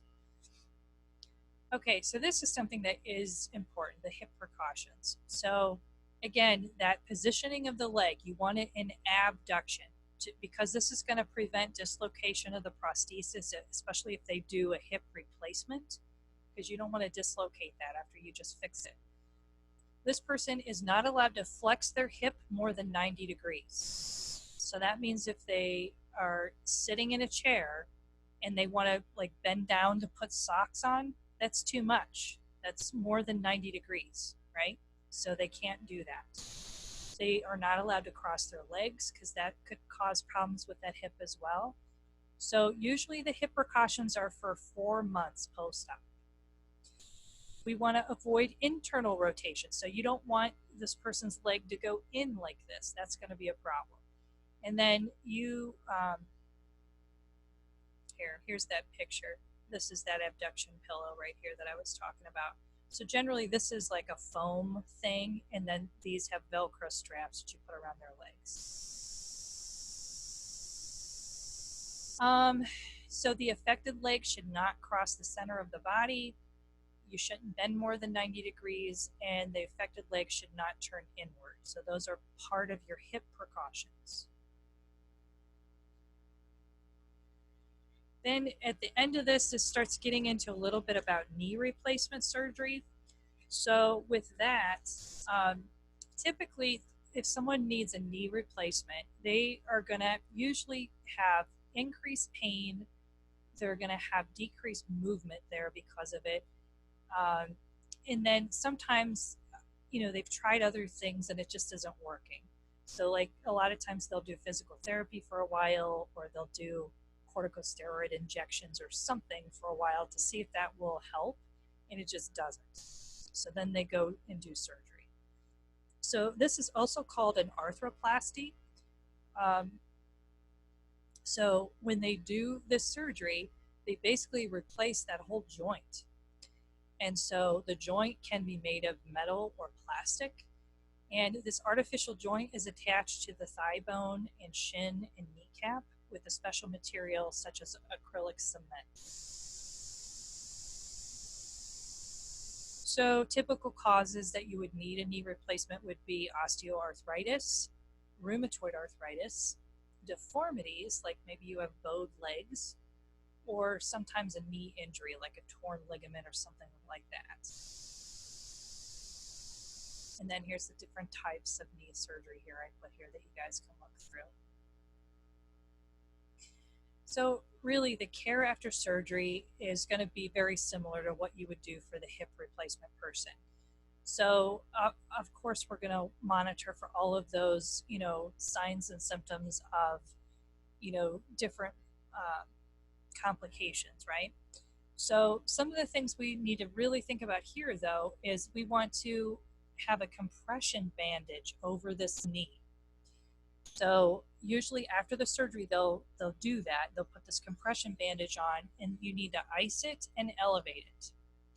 This person has to be out of bed that first post-op day, and then you encourage active foot flexion exercises hourly. So, you know, the up and down, the circles, all that. And then usually you begin ambulation within a day after surgery using a walker or crutches. The physician will designate your weight-bearing status. So he'll say if you're partial weight-bearing or toe touch or whatever. The other thing with this type of surgery is people usually will have a drain. And so like it's Jackson Pratt or a Hemovac or something like that. So wound drainage, the first 24 hours can be quite a bit. So you could see 200 to 400 cc's in that first 24 hours. But then it should go down quite a bit that second day. So if you don't see that, if you're still seeing a lot of drainage, you need to call about that. That's a problem. The other thing that you're going to do is they have something called a continuous passive motion device. That's what this is. So many times, if you ever work on an orthopedic floor and you see this type of surgery, you will have someone come to you from surgery with this already on. Like they'll put them in this right off the bat, right after surgery. So what this does is you have this little thing that you can designate how much it moves. So like it can go back and forth with this person's leg in it, but it will only bend maybe 10 degrees or 15 degrees, however you set it. So like at first, you know, when they first come out of surgery, it's probably only going to be like really little bit, right? So maybe just 10 degrees. But then you set it, you increase that as time goes on, right? So that they can bend more and more. So the whole purpose of this device is to help them regain that motion, you know, because it forces you to do it whether you want to or not. All right, other things to think about. Obviously, we want to, prevent DVTs, because any type of orthopedic surgery, you're going to be at risk for this. So look at this. The incidence is 45 to 70%, usually 5 to 7 days post-op. So it's a huge deal. And then you also want to do compression devices in those exercises, like we said. Make sure they're up to the chair quickly, and then do some prophylactic medications, like the heparin sub-Q or Lovenox shots or whatever. And then basically our goals of care after joint surgery are: we want to relieve their pain, we want to assess that neurovascular status, we want to monitor for wound infection or hemorrhage, monitor for operative complications like shock or atelectasis or pneumonia, anything like that, increase their mobility, and then try to get them back to normal. Get them to participate in their care, to do as much as they can for themselves.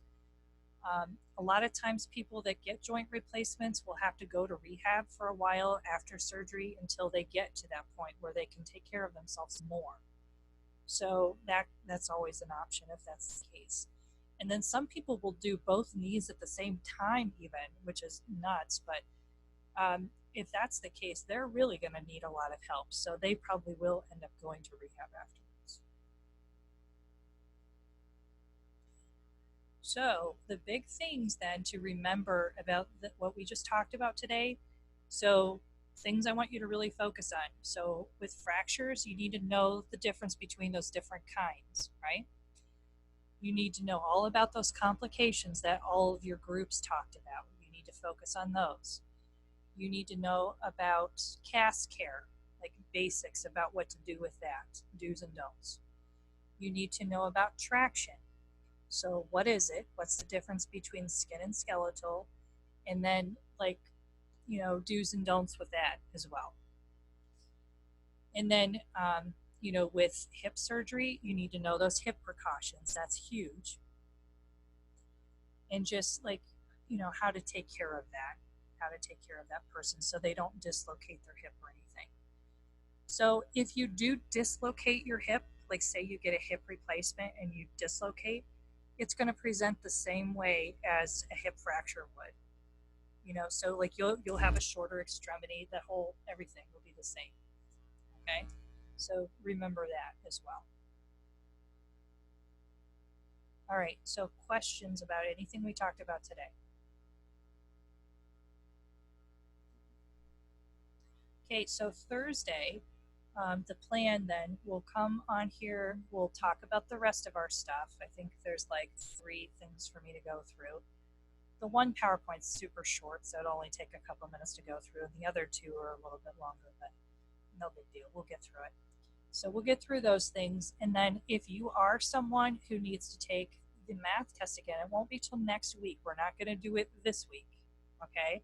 So I will, when we get off here in a minute, I will go look at the math tests. I will physically grade them on my own to make sure they're graded correctly, and then I will email you if you need to take it again. If you don't get an email from me, you're fine, okay? And then in the grade book, I think what they do is they'll let me put a check mark if you did okay on it. So it'll just look like a check mark. So if you passed, you'll see that. And then if you didn't, it'll be an X. Okay? So I will do that here in a minute. But is there anything else that you can think of that you need to ask me? I just had a quick question, if you don't mind, after class, if I can ask you real quick. I really appreciate it. Sure. Okay, if everyone else is good, you guys can get going. Kingsley, I know you had a question about the remediation stuff for ATI, so stay on here a minute and I'll see if I can answer that. I do too, about remediation. So everyone else can go if they want to. It's fine. I want to know the same thing about remediation, so can I stay? Yeah. Yeah, All right. All right, so for remediation, let me see if I can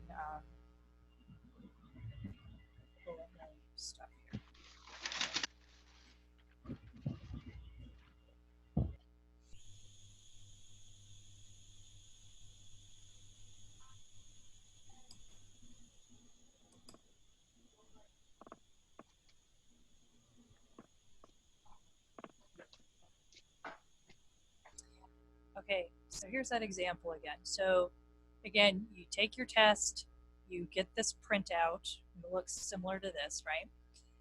So you look at your percentage, and you then go look at your addendum that I have on announcements, right? You look at the addendum and it tells you how many templates you need to do according to what your percentage is. So like this person, I believe, I want to say it's like 6 or 7 you're supposed to do for this. I want to say maybe it's 6 or 60%, I can't remember. And the addendum is in the modules? It's under announcements. Your addendum is in announcements. It's Okay. one of the first things I posted, like one of the first 3 things. So you're looking in there for that. So then once you figure out how many templates you have to do, then you come down here where it says topics to review. So if I know that I have to do 6 topics to review, then I pick them.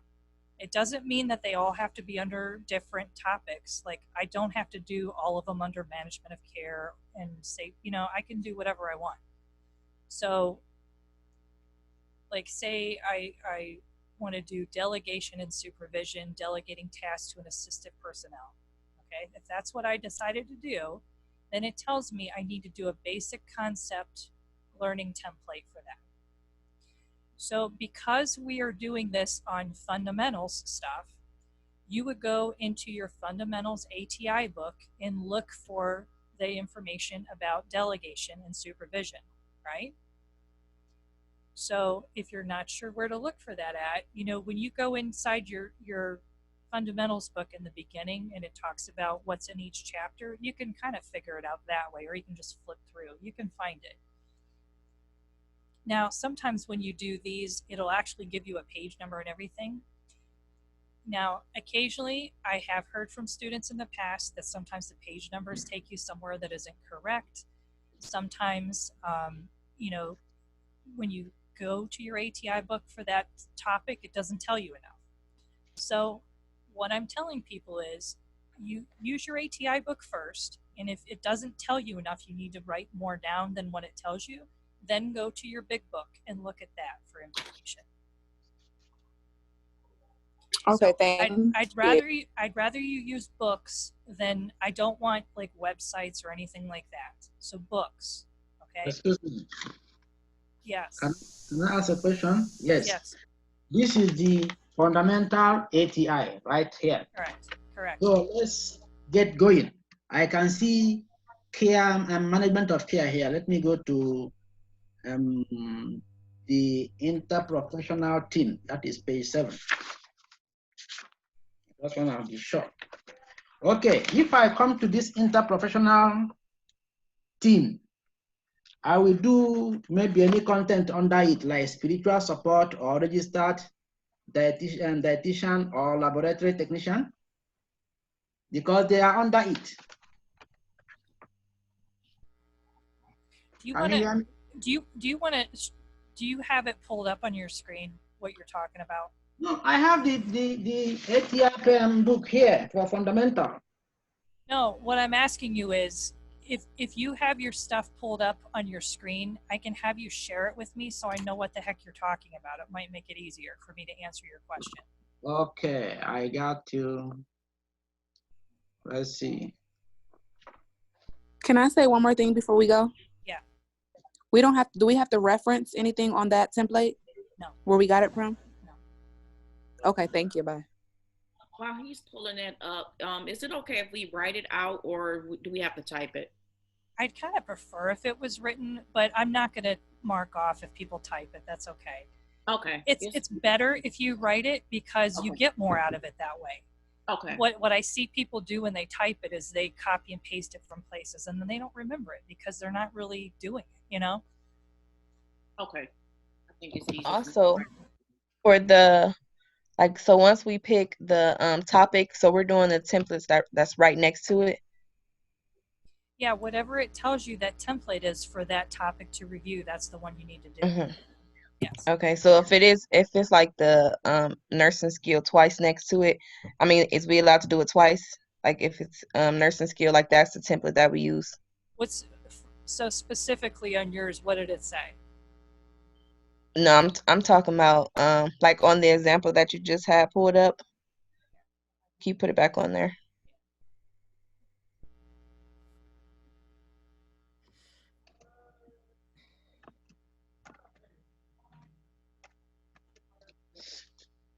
Okay, say I picked the delegation and supervision. I would do the basic concept, and then say I picked the ethical responsibilities. I'm allowed to do basic concept again for that, like that template. Yeah, because they're two different topics. Gotcha. Okay. Okay. Thank you.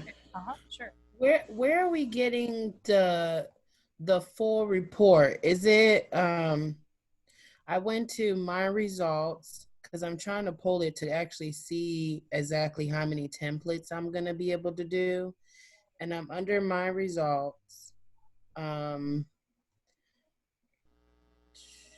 you just click the practice test, right? Yeah.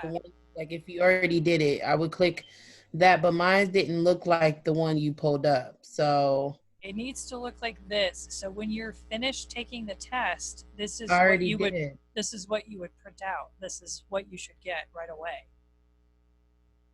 Well, it like, I don't know, maybe I'm tripping. It looks different. Well, maybe. It's under my results. If you go on there and say my results, and then you'll scroll down and find the actual test that you did. Okay, I will have to download it. Maybe that's why it's looking like we. I don't think you have to download it. Just do what she just said, and I think you should find it.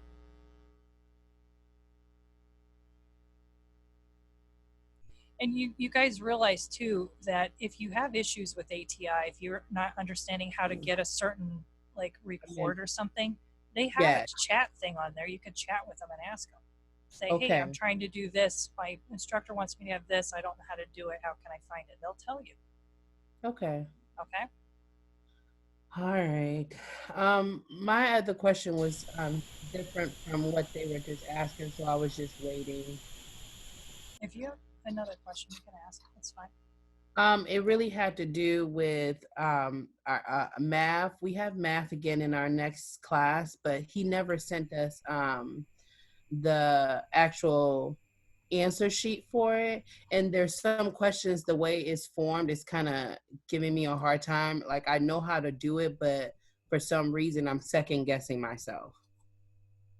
Also, there are some questions there. He gave the answers, but there are some wrong answers there. Where do you get the answer sheet? Because I didn't see the answer sheet. That's what I've been looking for. And just right below if you go all the way down. Excuse me. There's a problem on the way he structured that canvas of a 10. It's difficult to figure out what you have to do and what you need to do. Yes, that's why I'm trying to ask her. So, like, for example, file and then on document. That's why you get the practice test and the answers. I seen the link for the practice test, but I don't know why for some reason I'm not seeing the answers for the practice test. The answers is down. All the way down. Yes. But there's some answers that are wrong from what I can see. Okay. Well, okay, so one of the problems I have in here, it has a patient is ordering, I think it's IMURAN to treat his lupus exacerbation. It comes in an IV bag that has 500 mg/300 ml, and it's ordered to run over 4 hours. Now I know the equation is the volume divided by the hours. And I believe you said the volume in milliliters. So am I just using the 300 milliliters then to divide by the 4? Well, you didn't finish saying what the question said. What was the question asking? What is the rate of infusion? Rate of infusion? Yeah. Yes. So you would use that 300 milliliters divided by 4 hours. So don't let that 500 trick me, because the way it was like set up is making me second guess myself. So the other question now is, the doctor ordered the patient to take 200 ml every 4 hours for antibiotic. The concentration of the medication is 100 mg/ml/1 ml.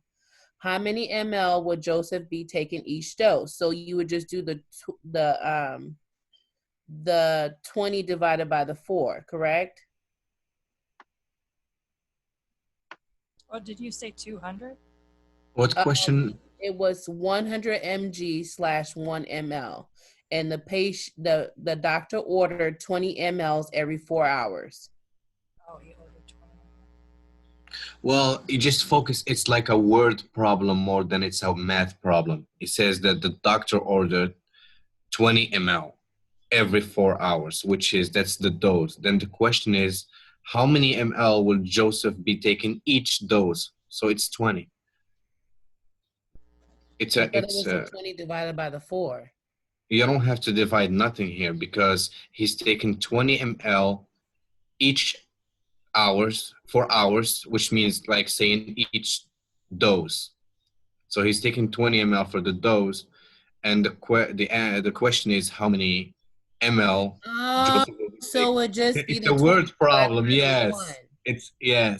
It's not a math Oh, problem. desire over half. Okay, I'm trying to get it logically in my head as to why you're getting. Yeah, it's just like I'm telling you, hey, go ahead, take 2 ml for a dose. Then I come and ask you again, how many you taking for a dose? It's 2. Gotcha. So then, Get it? okay, so if the doctor ordered the 200 mg, this is another question.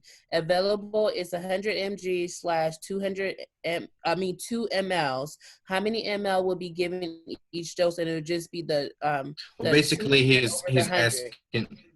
Yeah, he's asking you Gotcha. for 200. Right. So it And would just be the the 200 pill divided has by the 100. 100, so you gotta take 2 pills. So multiply. Yeah. I posted one question from the. It's gonna be 4, yeah. I posted one question from his practical. So what are we to do on that question? Where'd you put it? Wait, I had 2 for that question that you just said. The 200 divided by the 100 should be 2. How many mLs will be given each dose? The 200. Hold on. Tell me which one you're talking about. Okay, so it's ordered 200 mg. Available is 100 mg / 2 Yes. ml. ml. Yes. So how many ml will be given each dose? It would be 2. No, it would be 4. Oh my God! Right, because it's Hold double. on. Oh my Hold on. God. Let me see. Let me make sure. No, I think you're right. You're right. Yes. Because if it's 100 Yes. for 2, Yes, you'll be 4. 2 of them that takes you to 2. The Okay. pill only has 100. The pill, it's 100 ml over 100 mg. Sorry, for over 2 ml, and you need 200 mg. So I you guess double I'm this, you double that. Okay. I got to pay attention to what they're asking me. So then the next one, if it's 250 available, 200 is order, you're available of 80 mg per ml, and it would just be the 250 divided by the 80 then. Exactly. Okay. Thank you so much. All right, Kingsley, what you posted here, what I'm taking from this, it says, a patient's ordered Imuran to treat his lupus. It comes in an IV bag that's 500 milligrams per 300 milliliters, and it's ordered to run over 4 hours. What's the rate of infusion? Anytime it says what's the rate of infusion, it's asking you for milliliters per hour. Yes. So you just take your 300 milliliters and you divide it by 4. So your answer should be 75 milliliters per hour, which I don't know what he has on his stuff, so I don't know if that's what he has. Oh, he does or not. have 75. Okay. Okay, so as another one, this is the last one. Amoxicillin. Okay, tell me the number of the There's question not so I can really a number. You know, he has bullet points. It's like after the number 10 is 1, 2, 3, 4, 5, 6, 7, 8. I think it's the 8th one with the amoxicillin. It's a amoxicillin to be infused. The bag in hand contains 400 mg / 1,000 ml. Rate of infusion is 250 ml per an hour / an hour. How long would it take to infuse? So you're doing the milliliters divided by the hour. So it would be 1,000 divided by 1. You're talking about amoxicillin, right? Yes, yes. Okay, I see. It's number 18 for me. Yes. So basically, just take that 1,000 divided by 250. Is it 250 or it's I thought it was the hour. So, Yeah, it's two. Hey, read the question one more time, and maybe I can make a comment Okay. here. Because I didn't get all of that, so I'll write it down so I get what you I said. can send the question to you now. Amoxicillin is to be infused. The bag in hand contains 400 mg / 1,000 mLs. Rate of infusion is 250 mL / an hour. How long would it take to infuse the medication per hour? Yeah, so because it's saying how long would it take it to infuse, it's asking you how many hours is it going to take it to go It's going in. to take the infuse the whole thing. Yes. So it would be the 1,000 you- divided by the 250. Yes, because you don't have anything else to do here. The 400 has nothing to do with anything, so you don't do that. So you just take your volume, that 1,000, and you would divide it by the 250. And that's going to tell you how many hours it takes it to go in. Okay. Okay. All right. So the next one is the rate of 250 milliliters per hour. Volume to be infused is 1,000. So you would just take, how much would be infused in 4 hours? So you would do the milliliters divided by the hour in this case, because we have 4 hours. Does that make sense to everybody? There's a two-parter to this? It's a two-parter. Okay, so it says the rate is 240 mLs per hour.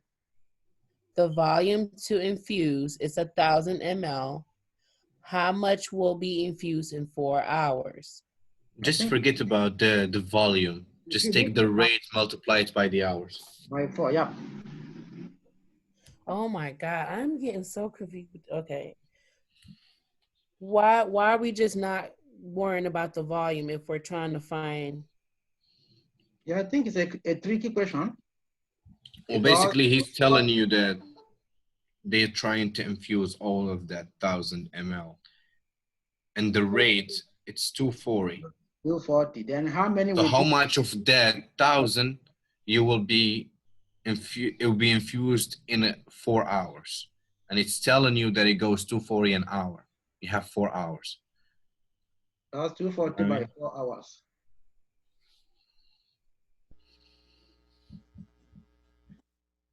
I think 760, that about. So you got 60 for that one? What? You got 60 for that one? 960. 960. That's 240 times 4. Yeah, times 4. I'm getting confused because I'm trying to base it on the equation and it's not making sense to me with how you guys are doing it. You can, because like, So it depends on what is being asked. Okay. Mm-hmm. So you have to look at what is being asked in the question to figure out what you're doing. So if it's asking you, like not every question is going to be specific and say, hey, what is it going to be in milliliters per hour? It's not going to always say that. Get that. But I'm not, So- I understand Hey, it's not like that. happens. And I'm using an equation to still try to plug it in to Yeah, still figure figure the answer is what I'm saying. I don't get the logic around it because it's not making sense in my head. It's the stress. I know everything, and once I see the test in front of me, it's like, And I'm just oh my like, God, what happened? Yeah, I go like, why? So just don't stress, I guess. So did he give you just like a thing of practice questions to do, or did he go over them in class, or what did he do? No, he didn't go over them. He just gave the No.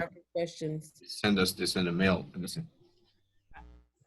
Well, you know, maybe when you guys get in class in a little bit here, you can just say, hey, can you go over this real quick because I don't get it, before you even take the test, you know? Okay. Hopefully. Thank you for your help, though. I appreciate it, guys, because I did your practice question and everything was fine. And then I got to his and I'm like, what the heck is this? What am I doing? No, that's okay. That's fine. Okay. All right. Thank you. Uh-huh. Bye. Okay, Kingsley, I got to figure out what you're asking me in this other question. So you're saying on management of care, are you talking about in my example here? Yes. Management of care? There's management of care. on the Okay. adult. Management of care, and then what was the rest of that question? Let's see. Contents under the interprofessional team.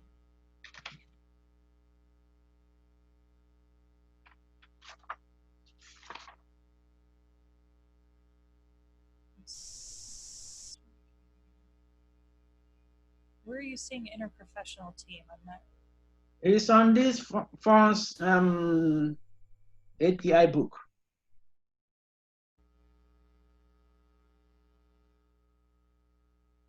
Okay, so, but what I'm asking you, you're saying something about interprofessional team. So where is that under the topics to review here? It's not there, but you said we should go to phone's book, phone's Yes. API. Yes, but this is the thing, Kingsley. Yes. You have to pick a topic to review under here. So Okay. management of care is not the topic to review. What a topic to review would be delegation and supervision, or information technology, change of shift report, or ethical responsibilities. You see what I'm saying? It's Yes. not this. It's Okay. these. Okay. Did that answer what you're trying to say? Yeah, thank you very much. Okay. I just want to make, because I wasn't understanding what you were trying to ask me. Okay. Okay, thank you.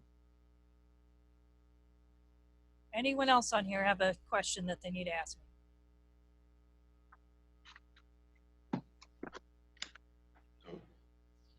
Everyone else is good? Yes. Okay. All right. Good luck with your next test, you guys. Thank you. Thank you.